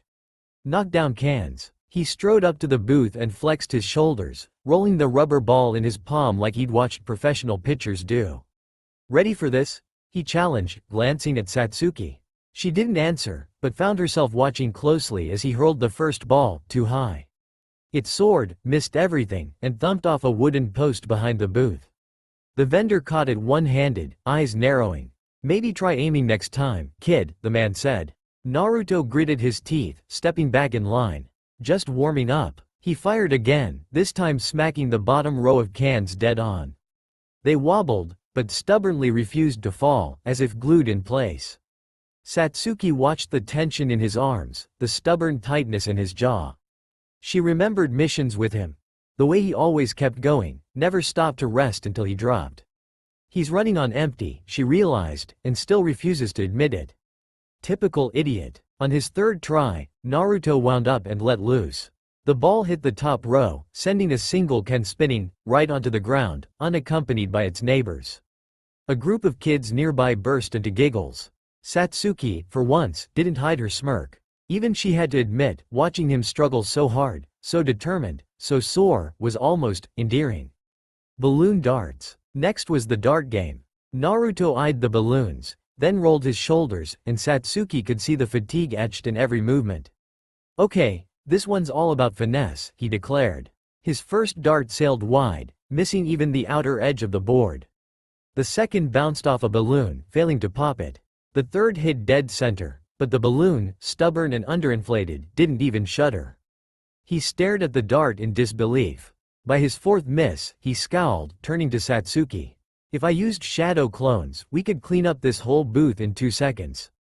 Satsuki deadpanned, "You'd still miss." He lined up for another throw, then paused, eyeing his hand.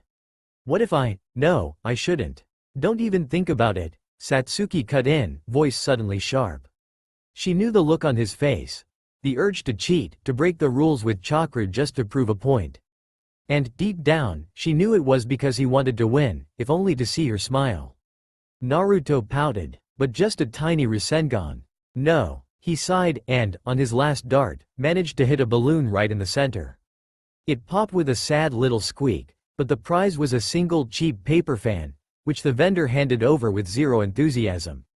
Naruto tried to offer it to Satsuki, she just gave him a flat look.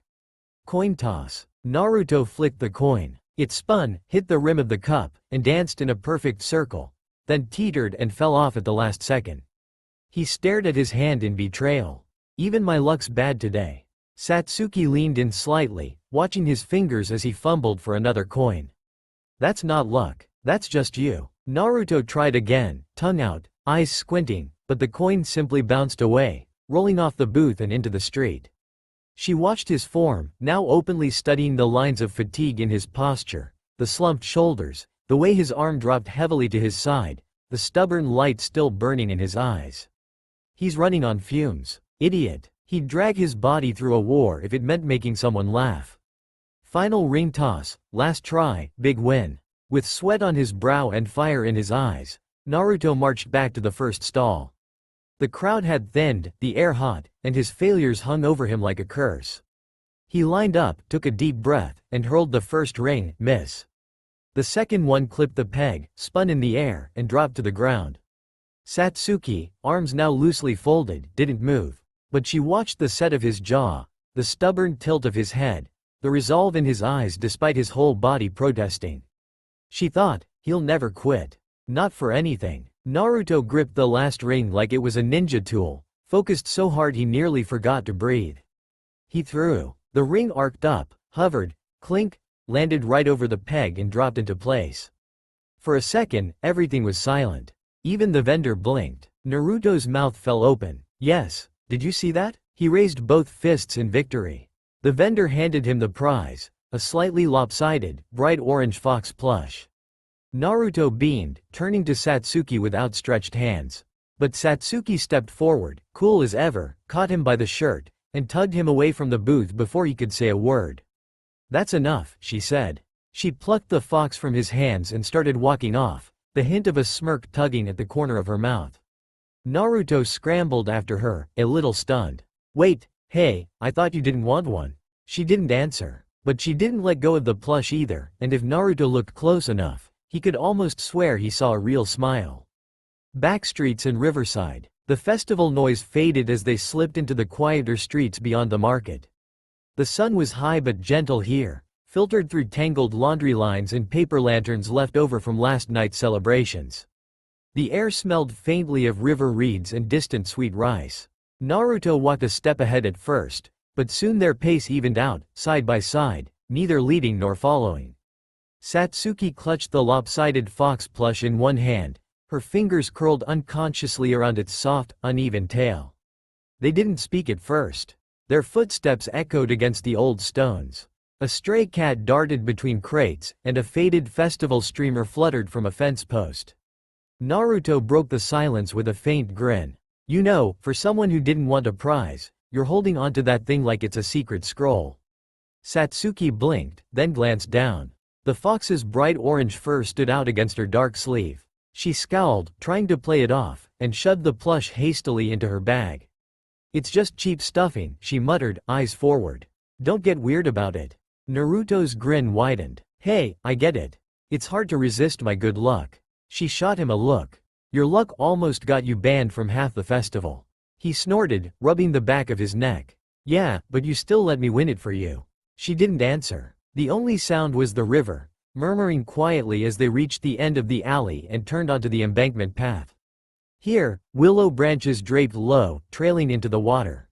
Lanterns bobbed in the slow current, drifting relics from the night before. They walked in companionable silence, and for a moment, it almost felt normal. Naruto nudged a pebble into the water with his sandal. "Do you ever, I dunno, think about staying in a place like this? Just walking around, no one trying to kill you. No missions." Satsuki was quiet. She stared straight ahead, jaw set. "That's not our reality," she said, voice low. Naruto shrugged, stuffing his hands in his pockets. "Doesn't mean you can't imagine it." Satsuki's gaze lingered on the water. She watched the reflection of a red lantern ripple, then fade. "Imagining it doesn't make it true." Naruto didn't answer at first. They walked another dozen paces, the air between them softening. Finally, he said, "Maybe not. But I think I'd be okay with it. Even just for a day." She gave him a sidelong glance, unreadable. "You'd get bored." He grinned, stubborn. "Not if you were there. You'd keep me on my toes." Satsuki huffed. A sound halfway to a scoff, halfway to something softer. "I'd probably vanish before breakfast." Naruto smiled at that. "Maybe, but I'd find you." A brief silence stretched. Satsuki slowed, stopping beside the old stone bridge where the river bent. She looked down, watching gold and green reflections shimmer. Naruto stopped too, kicking at the grass. "You ever get tired, Satsuki?" She hesitated, long enough for him to think she wouldn't answer. Then, quietly, "All the time." She let out a breath, almost a sigh. "But tired doesn't change anything." Naruto leaned on the bridge rail, letting the sun warm his back. "Doesn't mean you have to keep carrying everything alone, you know." Satsuki's fingers tightened around the strap of her bag. For a second, Naruto thought she might snap at him. Instead, she just shook her head, voice barely audible. "You can't help people who don't want it." Naruto watched her, gentle. "You sure about that?" She didn't answer, but she didn't walk away. They stood together as a soft breeze swept down the river, carrying the last notes of festival music far in the distance. The sun glimmered on the water, and for a fleeting moment, the world felt simple, two friends on a bridge, nothing more. Satsuki finally turned, brushing a stray hair from her face. "Let's go." Naruto straightened. "Back to the inn?" She nodded. "Unless you want to lose at more games." He laughed, bright and real. "I'll take my one win and quit while I'm ahead." Side by side, they started back through the quiet streets, a little closer than before. And in Satsuki's bag, the orange fox plush peeked out, an awkward, clumsy reminder that, just for today, she hadn't let go. Ebisa Town Inn, late afternoon. The room was silent, hazy with late sunlight. Naruto slept on his side against the far wall, breath soft and even, hair sticking up messily. His jacket was draped over him like a blanket, and the faintest shadow of a smile tugged at his mouth. Satsuki sat near the window, perfectly still. Her gaze wandered, first to the street below, then back to Naruto's sleeping form. Her hand drifted, almost idly, to the hilt of her blade, fingers curling around the worn wrapping. She stayed that way for a long moment. Unmoving, no sound but Naruto's breathing. No one to witness, no one to interfere. Her hand remained on her sword, but she didn't move. A flicker of motion outside the window caught her eye. A dark bird, perched on a crooked chimney across the narrow street. Its red eyes glinted in the fading light as it scanned the rooftops, searching. For now, it hadn't noticed her. It was waiting, poised and restless, wings half spread. Satsuki watched the bird, body tense, hand still on her blade. Behind her, Naruto shifted suddenly. His eyes snapped open as if startled from a dream, breath-catching. He blinked around the room, then sat up slowly, rubbing at his eyes. Satsuki didn't move, her hand leaving the hilt only after a few steady seconds. The bird on the rooftop shifted, turning away, attention drawn elsewhere, for the moment. The golden quiet in the room returned, and Satsuki sat back, silent, as Naruto woke fully, oblivious to how close the air had grown. Satsuki seated by the window, her back rigid, gaze fixed somewhere far beyond the glass. He sat up, knuckling sleep from his eyes. Oi, Satsuki. If you stare any harder, you're gonna put a hole in that window. He tried for a grin, voice breaking the hush. She didn't react at first. He crossed the tatami, footsteps soft, and set a warm, broad hand on her shoulder. She tensed beneath the contact, only for a heartbeat, but let him rest there, unmoving. A heavy moment settled between them. Satsuki's hand rose, pale fingers closing over his, not in comfort but in fragile recognition. For a single breath, they were connected, her calloused palm pressed to his, the silence saying all the words they'd never dared to voice. Then, suddenly, she pushed his hand away, sharper than she meant, standing so abruptly her chair scraped against the floorboards. Don't touch me when you're all sweaty, she muttered, brittle and defensive. She kept her face turned to the window, shadows flickering across her eyes. Naruto's mouth twisted into a lopsided smile, hiding the flash of hurt. Guess you're finally awake, huh? Good, I was starting to think you'd turned into one of those creepy festival masks. He shrugged on his orange jacket, voice too cheerful. Let's go. If we wait too long, all the good food'll be gone. But Satsuki didn't move to follow. Instead, she stepped away, jaw set. You always do that, she said quietly. Pretend it's fine. Pretend you can just drag me along, and it'll all work out. Naruto blinked, thrown off. I just thought maybe. She spun on him, anger suddenly flaring. You thought what? That you could save me with ramen and stupid games? That if you smiled enough, I'd forget everything? He recoiled a step, words catching. Satsuki, that's not. She cut him off, voice cracking. You don't get it. You never did. You didn't lose everything. You never had to watch your family die, over and over, every time you closed your eyes. You never woke up with your whole life burned away and the only thing left is the need to get stronger, strong enough to kill the person who took it all. Her hands shook, balled into fists at her sides. Don't talk to me about pain. Don't pretend you know. Naruto's own fists tightened. I know what it's like to be alone, Satsuki. I grew up. She snarled, eyes flashing. You had Iruka. You had Kakashi. You had friends, me, before you let me go. The words hit him hard. You don't know what it's like to have your entire existence rewritten in blood and nightmares. You don't know what I see when I look in the mirror. Naruto's voice was small, almost pleading. But you're not alone anymore. I'm here. I never stopped. Satsuki laughed, hollow and broken. You're weak, Naruto. You're not strong enough to follow me where I'm going. No one in Konoha is.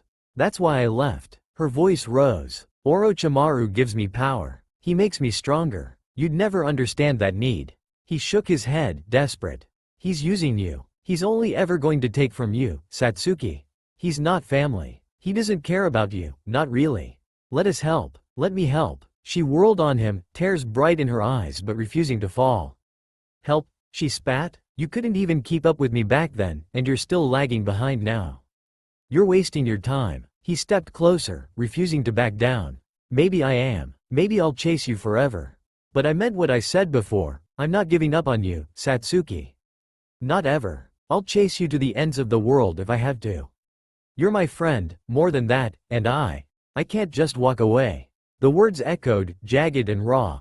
Satsuki's breath shuddered out of her, caught between fury and something dangerously close to grief.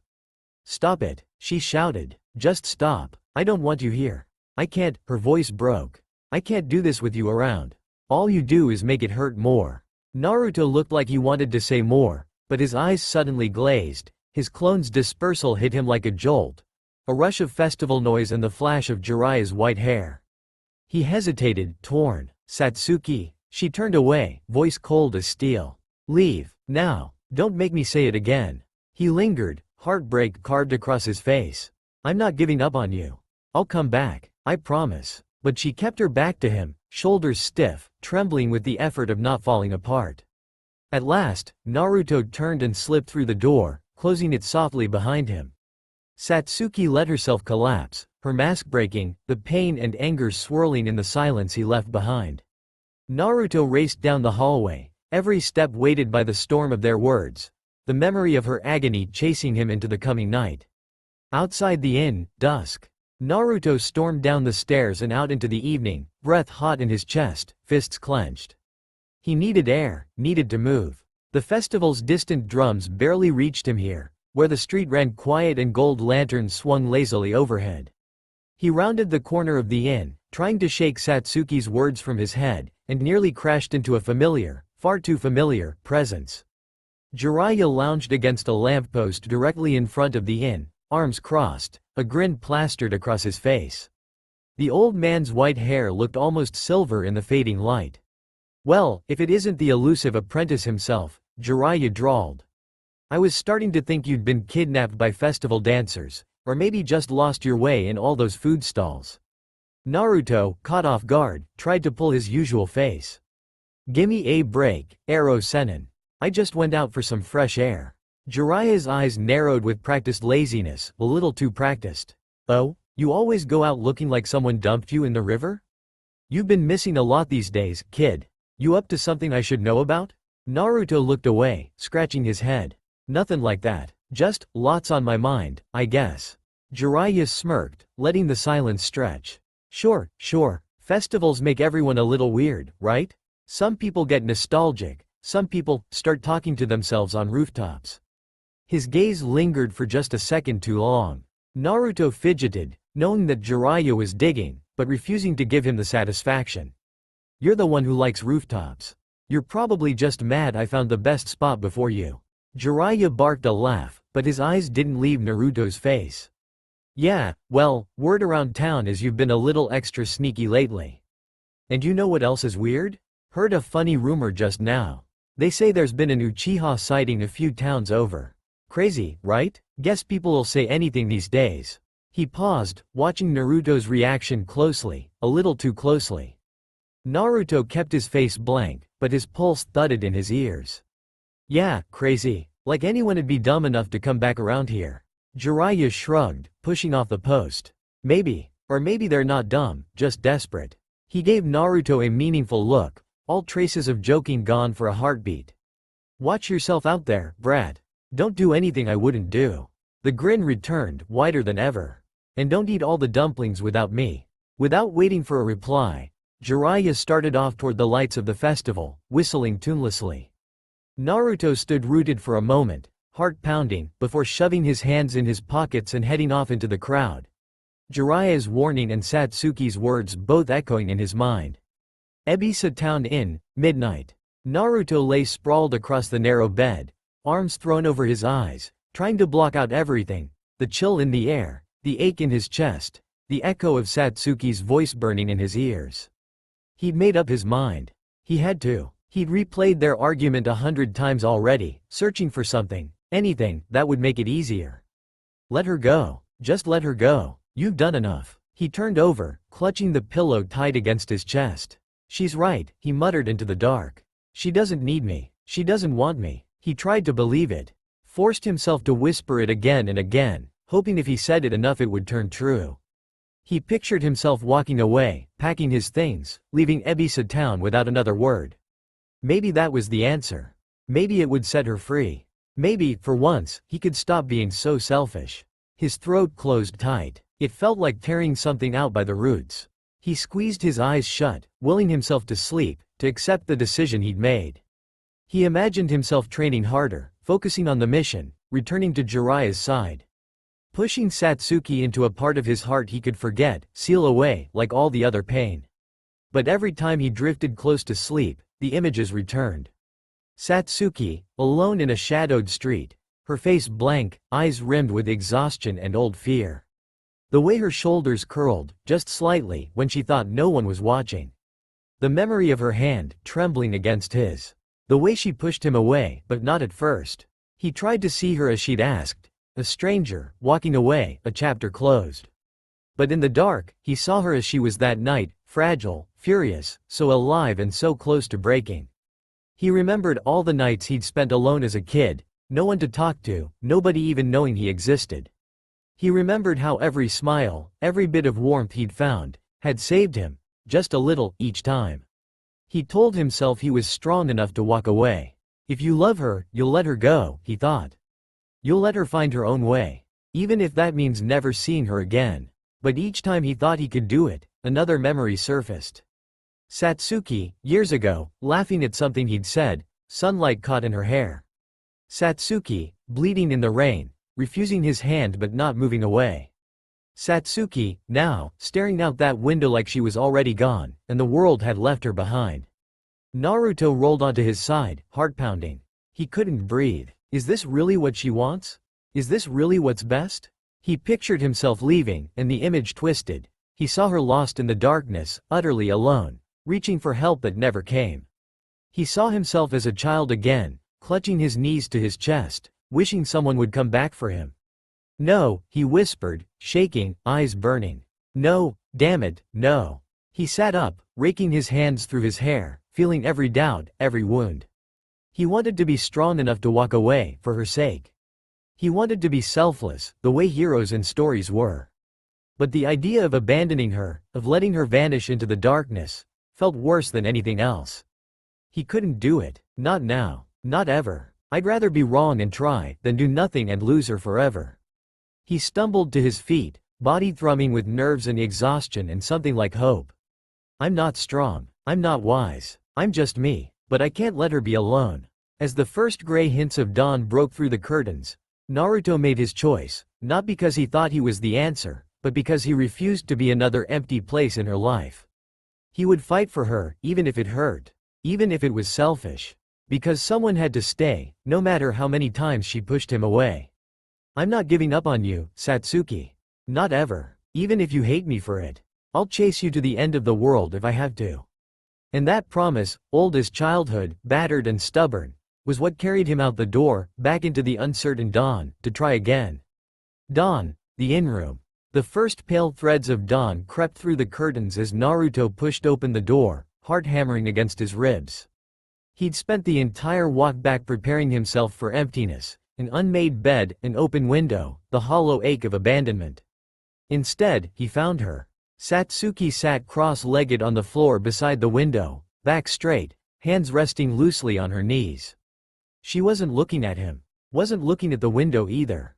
Her gaze seemed fixed on something invisible in the middle distance, dark eyes reflecting nothing. She'd changed clothes, back into her own dark outfit, practical and clean. Her hair was tied back severely. Every line of her posture screamed control, distance, walls rebuilt higher and thicker than before. But she was here. Naruto closed the door quietly and stood there, unsure. The memory of their fight hung in the air like smoke, her voice cracking as she screamed at him, the hurt in her eyes, the way she'd told him to leave.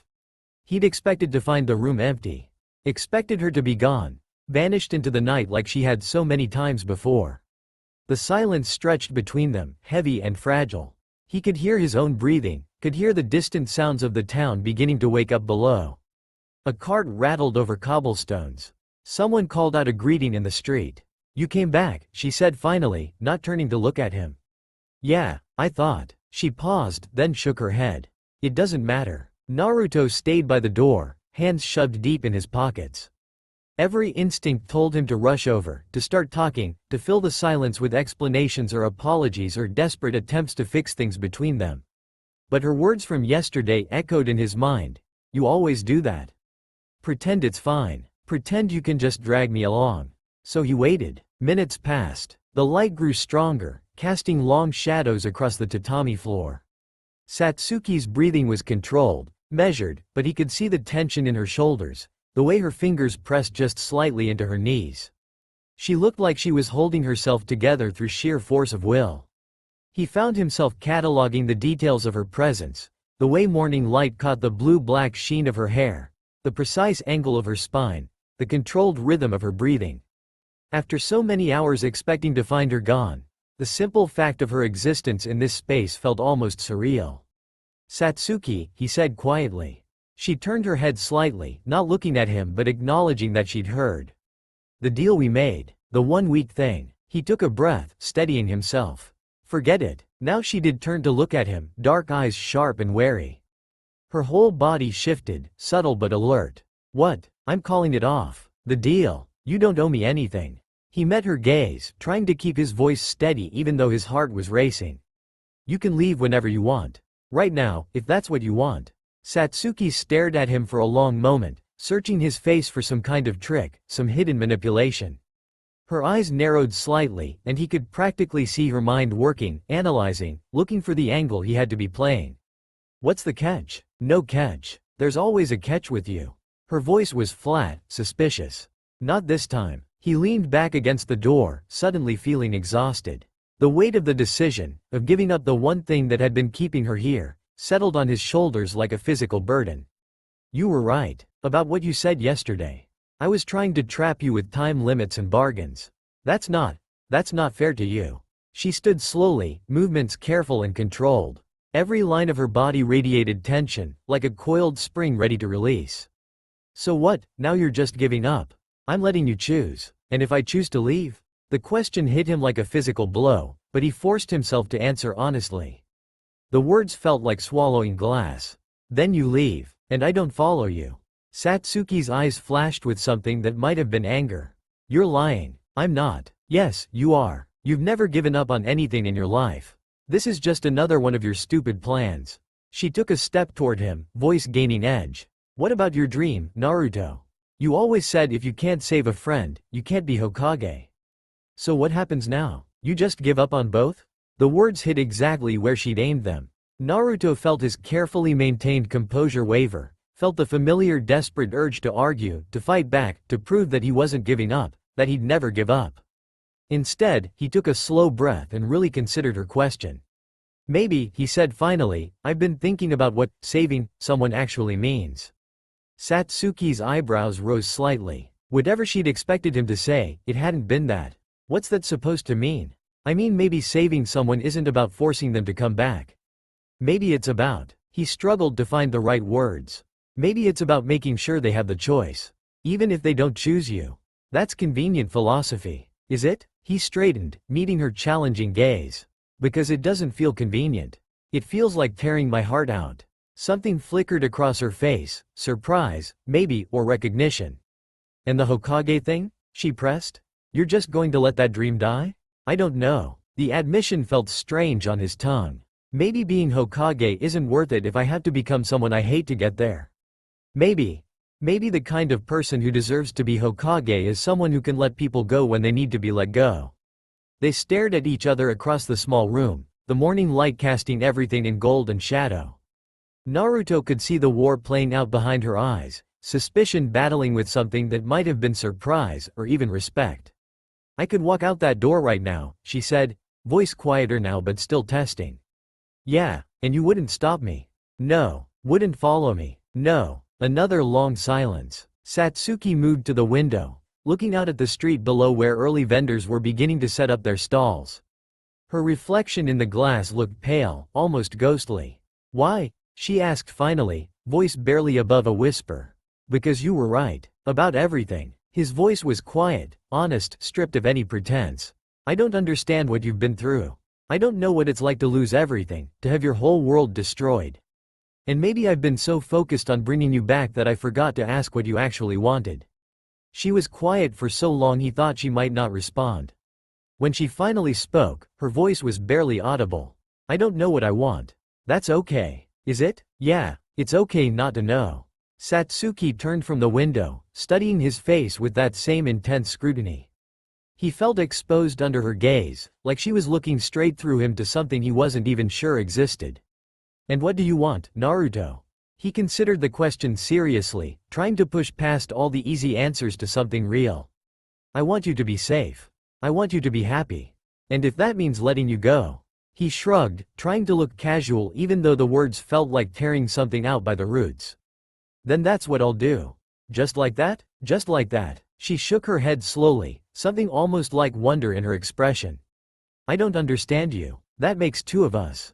Despite everything, the corner of her mouth twitched upward. Not quite a smile, but close. The silence that followed felt different, less brittle, less charged with unspoken accusations. Satsuki moved away from the window, her movements less rigid than they'd been since he arrived. Your stomach's growling, she observed, not looking at him. Naruto blinked, suddenly aware that she was right. He'd been too nervous to eat properly yesterday, too anxious about finding her to think about food this morning. I hadn't noticed. I had. She moved toward the door, pausing when she reached him. Her proximity made him acutely aware of the space between them. Close enough that he could smell the faint scent of soap in her hair, far enough that it felt like a chasm. There's a place nearby. It wasn't quite an invitation, wasn't quite a suggestion. Just a statement of fact that somehow felt like an opening. Okay, he said. Okay. Morning. Walking to breakfast. They stepped out of the inn together, and Naruto immediately felt the awkwardness settle over them like a blanket.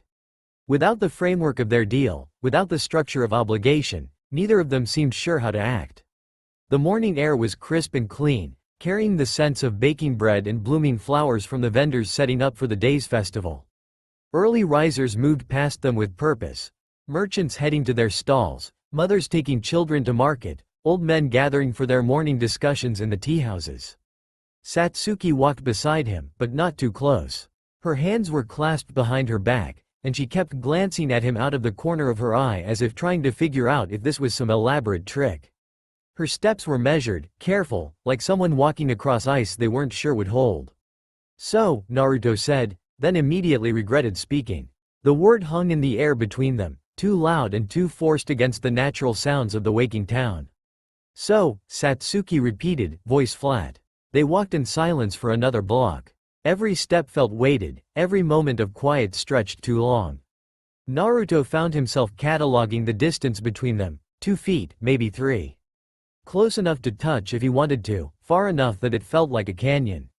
A group of children ran past them, chasing a ball that bounced erratically over the cobblestones. Their laughter seemed to highlight the stilted quiet between him and Satsuki.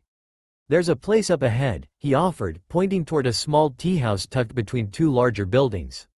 Its wooden sign was weathered but welcoming, and steam rose from its chimney into the morning air.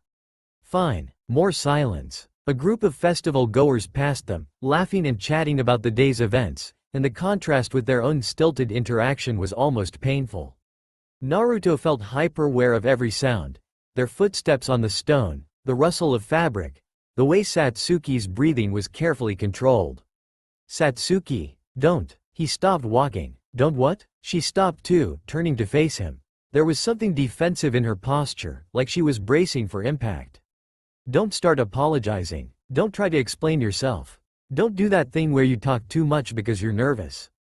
I wasn't going to. Yes, you were. He opened his mouth to argue, then closed it. She was right. The familiar urge to fill silence with chatter, to smooth over awkwardness with forced enthusiasm, was already building in his chest.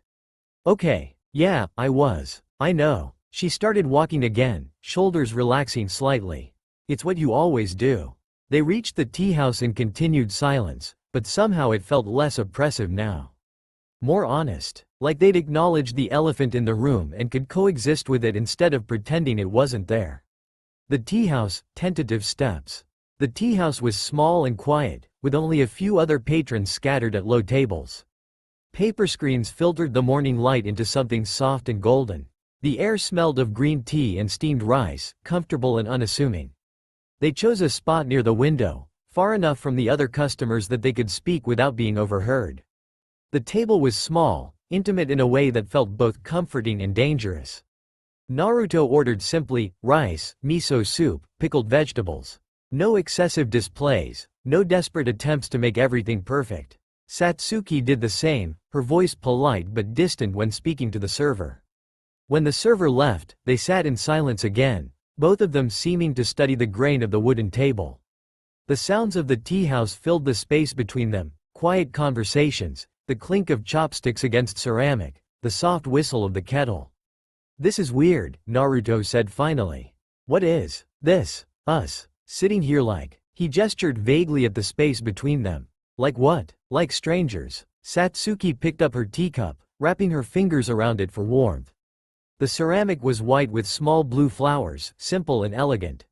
Maybe we are strangers. Are we? She considered the question seriously, staring into the pale green depths of her tea. I don't know who you are anymore. And you don't know who I am. The words stung because they felt true. How long had it been since they'd really known each other? Since they'd been able to predict each other's thoughts, finish each other's sentences? So what do we do about that? I don't know. Their food arrived, giving them something to focus on besides the uncomfortable weight of honesty. The server arranged the dishes with practiced efficiency, small bowls of rice, steaming soup, artfully arranged vegetables. Simple food, but prepared with care. They ate slowly, carefully, like people learning how to be around each other. Naruto found himself watching Satsuki's hands as she used her chopsticks, noting the economical precision of her movements. Everything she did seemed deliberate, controlled. "The tea's good," Naruto offered after a while, immediately feeling foolish for the obvious observation. Another stretch of quiet. He tried again, grasping for something, anything, to bridge the gap between them. "Do you like tea?" Satsuki gave him a look that was part amusement, part exasperation. One eyebrow raised slightly, and her mouth almost curved toward a smile. "Are we really going to talk about tea? I don't know what else to talk about." The admission hung between them, raw and honest. They were both shinobi, trained to read people, to find the right words in any situation. And yet here they sat, reduced to commenting on beverages because the real conversations felt too dangerous. "Then maybe we don't talk." "Okay." But the silence that followed wasn't uncomfortable anymore. It felt like a truce, temporary and fragile, but real. They finished their meal without forcing conversation, and somehow that felt more authentic than anything they might have said. When they finished eating, Satsuki set down her chopsticks and looked at him directly for the first time since they'd sat down. "Why did you really call off the deal?" The question was direct, uncompromising. No politeness or social nicety to soften it. Naruto met her gaze, trying to find the right words. "Because you were right. I was trying to control you, even if I didn't mean to. And that's not." He paused, searching for honesty. "That's not what friends do." "Is that what we are? Friends? I don't know. What do you think we are?" She was quiet for a long moment, her dark eyes studying his face as if looking for deception. "I think we're two people who used to know each other. And maybe we're trying to figure out if we still can." "I'd like that," he said quietly. "Figuring it out, I mean. Even if the answer is no?" The question hurt, but he forced himself to answer honestly. "Even if the answer is no." Satsuki nodded slowly, as if filing away this information for later consideration. There was something almost scientific about the way she was approaching this, like she was conducting an experiment to see if he meant what he said. "What do you want to do today?" "I don't know." "What do you want to do?"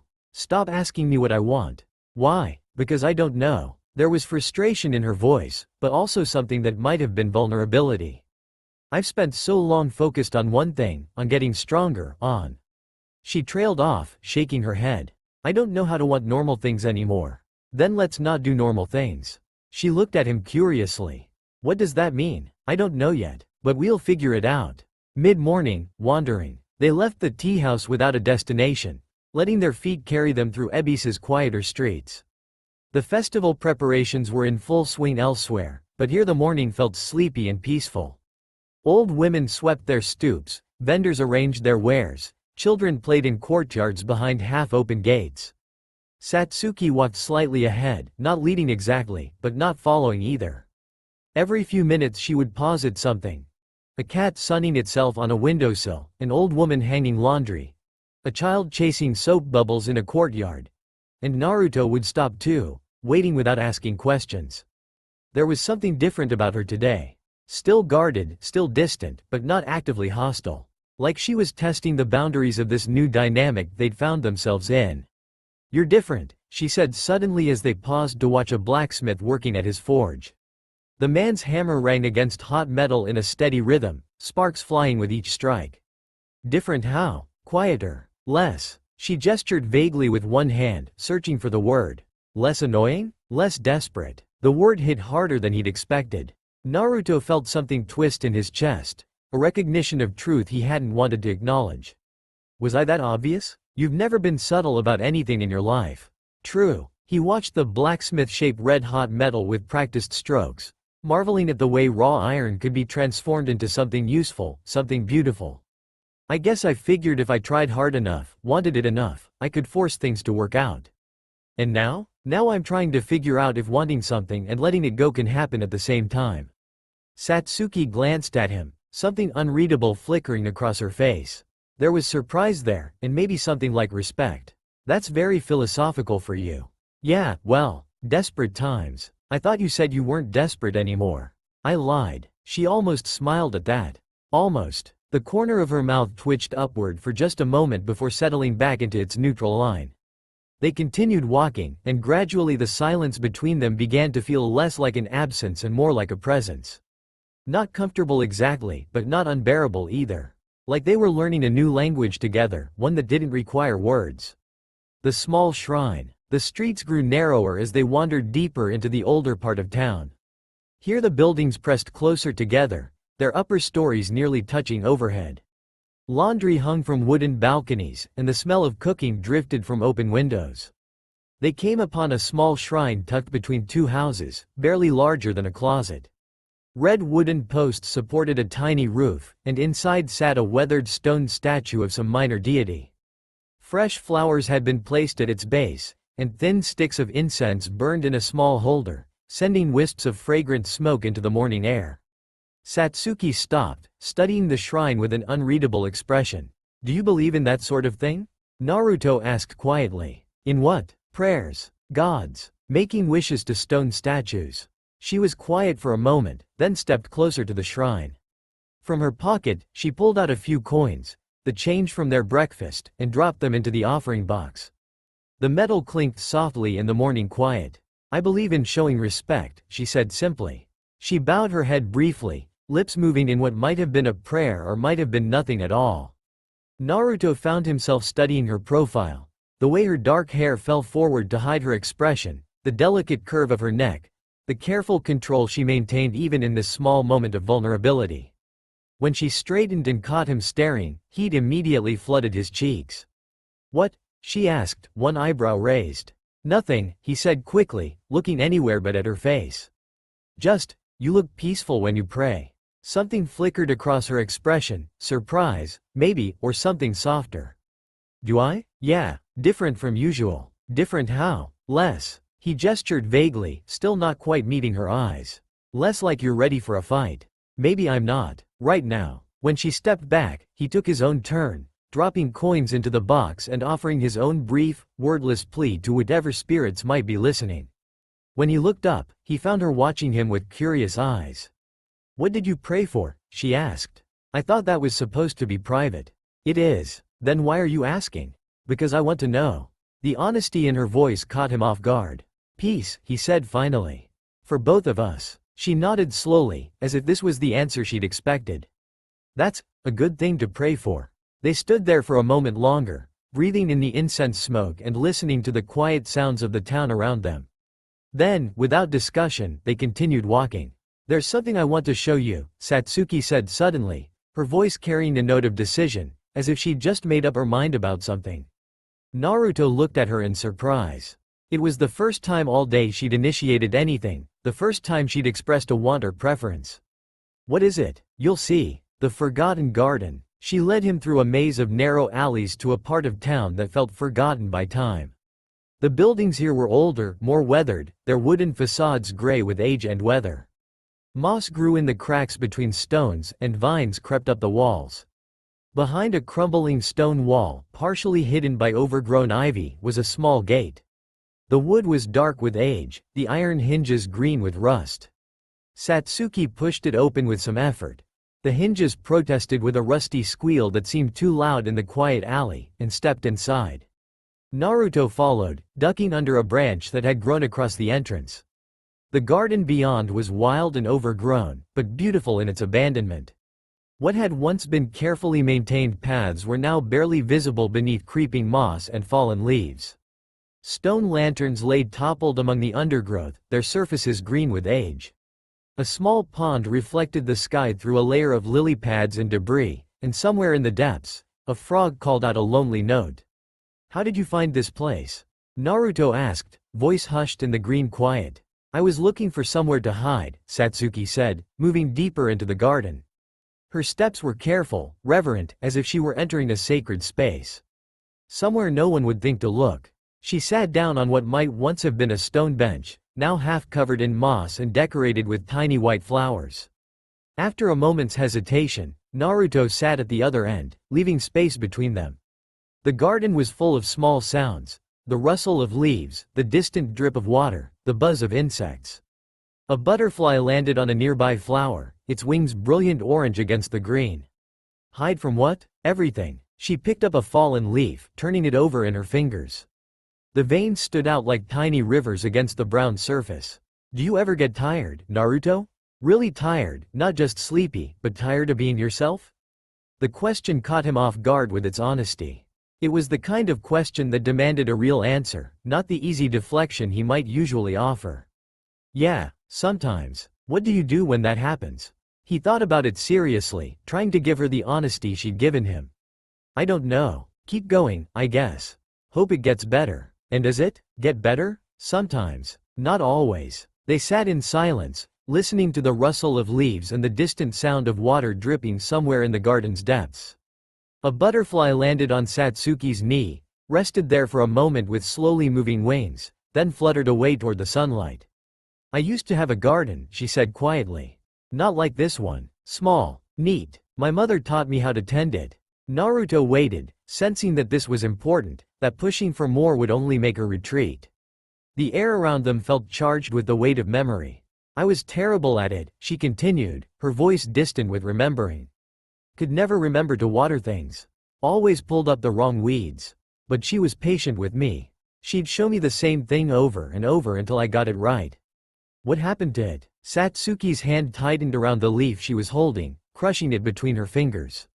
The sound was small but somehow violent in the quiet garden. Same thing that happened to everything else. The words hung in the air between them, heavy with loss and old pain. Naruto wanted to say something comforting, wanted to offer some kind of solution or hope. Instead, he picked up his own leaf and began tearing it into small pieces, letting the silence hold space for her grief. Do you miss it? He asked finally. Gardening, I mean. I miss having something to take care of. Something that depended on me but wasn't complicated. Plants are simple. Plants don't lie. They don't have hidden agendas. If you take care of them, they grow. If you don't, they die. She looked around the overgrown garden, taking in the riot of unchecked growth. It's honest. Unlike people. Unlike people. Naruto nodded, understanding more than he wanted to. They were all wearing masks, all playing games, all pretending to be something other than what they were. Even now, sitting in this abandoned garden, he could feel the careful distance she maintained, the walls she kept in place. We're all pretty complicated, aren't we? Some more than others. They lapsed into quiet again, but it felt different now. Less careful, as if something small but important had shifted between them, like a door opening just a crack. A rustle in the trees above caught Satsuki's attention. She looked up sharply, body tensing with sudden alertness. What is it? Naruto asked, following her gaze. Nothing, she said, but her eyes remained fixed on the canopy. I thought I saw. I'll be right back. She stood abruptly, moving toward the deeper part of the garden where the undergrowth grew thicker. Stay here. Naruto watched her disappear behind a tangle of overgrown shrubs, her movements careful and silent. He waited, listening to the quiet sounds of the garden, the drip of water, the rustle of leaves, the distant call of birds.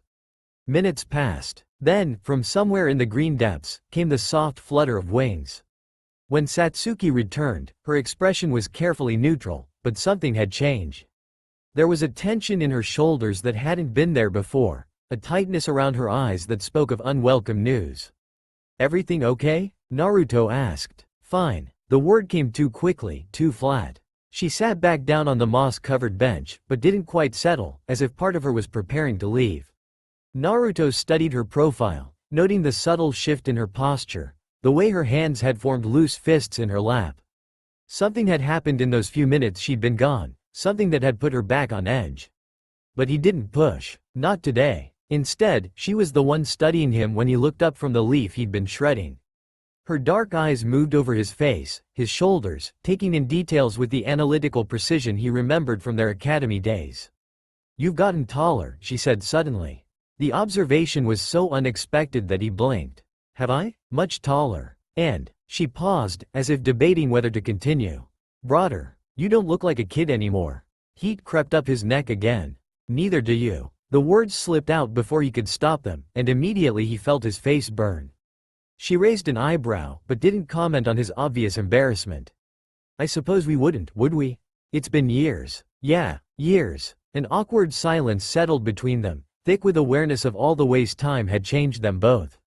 Satsuki? Her voice was distant, distracted. "Thank you for showing me this place." She glanced at him, and for just a moment, her expression softened. But there was something else there now too, something that looked almost like regret. "You're welcome." Afternoon, by the river. They made their way out of the garden eventually, though neither seemed eager to leave its peaceful isolation. The afternoon sun was warm on their faces as they walked, and some of the awkwardness from the morning had begun to fade, replaced by something that wasn't quite comfort but wasn't antagonism either. Without discussing it, they found themselves heading toward the river that ran along the edge of town. Here, away from the main thoroughfares, the water ran clear and shallow over smooth stones. Willow trees drooped their branches into the current, and the only sounds were the gentle murmur of water and the distant calls of birds. The path along the riverbank was worn but not well maintained. Wildflowers grew in the spaces between stones, and occasionally they had to step around fallen branches or navigate patches where the path had been washed away by spring floods. As they rounded a bend where the path narrowed considerably, Satsuki stumbled slightly on a loose stone. Instinctively, Naruto reached out to steady her, his hand catching hers. For a moment, they both froze. Her hand was smaller than his remembered, calloused from weapon work but somehow still soft. He could feel her pulse against his palm, quick and light. She pulled away first, but not immediately. Not as quickly as she might have once. "Thanks," she said quietly, not looking at him. "Yeah, no problem," he replied, shoving his hands deep in his pockets and trying to ignore the way his heart was suddenly racing. The warmth of her touch seemed to linger on his skin. They walked the rest of the way to the fallen log in careful silence, both of them hyper-aware of the space between them. Satsuki sat down on a fallen log that stretched partway over the water. The bark was smooth from weather and wear, comfortable despite its rustic nature. Naruto joined her, their shoulders almost touching this time. "It's peaceful here," he said, watching a family of ducks paddle by in formation. A fish jumped somewhere upstream, the splash echoing in the quiet. Dragonflies darted over the water's surface, their wings catching the afternoon light. "Do you think you could be happy in a place like this? If things were different, I mean." Satsuki was quiet for a long time, watching the water flow past. When she finally answered, her voice was thoughtful, careful. "I don't know what happy means anymore." "What do you mean?" "I mean I've been angry for so long, I'm not sure I remember how to be anything else." She picked up a stone from the log and turned it over in her palm, studying its smooth surface. "Anger is useful. It keeps you moving, keeps you focused. But happiness?" She shook her head. "Happiness feels dangerous." "Why?" "Because the moment you let yourself be happy, that's when everything gets taken away." The words were quiet, matter of fact, but they hit Naruto like a physical blow. He could hear years of experience in that statement, a philosophy born from loss and hardened by necessity. He wanted to argue, wanted to tell her that wasn't true, that good things could last, that she deserved happiness. But the pain in her voice stopped him, the weight of lived experience that his optimism couldn't simply override. Instead, he picked up his own stone and threw it into the water. It disappeared beneath the surface with a small splash, sending ripples across the current. "What if it doesn't get taken away?" he asked quietly. "It always does." "Always?" "In my experience." They sat in silence, both of them throwing stones into the current. Each splash seemed to punctuate the conversation, small acts of destruction in the peaceful afternoon. Naruto found himself watching Satsuki's profile, the way the afternoon light caught in her dark hair, the careful control she maintained even in this moment of relative peace. There was something almost meditative about it, the selection of stones, the arc of throwing, the brief moment of flight before the inevitable splash. No skill required, no technique to master. Just the simple physics of weight and gravity. As Naruto reached for another stone, he miscalculated and scraped his knuckles against the rough bark of the log. A thin line of blood welled up across his hand. "You're bleeding," Satsuki observed. "It's nothing." He started to wipe it on his jacket, but she caught his wrist. "Don't, you'll get it infected." Before he could protest, she was examining the cut, her fingers cool and careful against his skin. She was close enough that he could see the individual eyelashes framing her dark eyes, could smell the faint scent of soap and something uniquely her. "It's not deep," she said, her voice softer than usual. "But you should clean it." She reached into her pack and pulled out a small cloth, dampening it in the river water. When she began cleaning the cut, her touch was gentle, almost tender. Naruto held perfectly still, barely breathing. The intimacy of the moment, her careful attention, the warmth of her fingers, the way she was focused entirely on him, made his heart pound so loudly he was sure she could hear it. "There," she said finally, sitting back. But she didn't let go of his hand immediately, and for a few heartbeats they stayed like that, connected.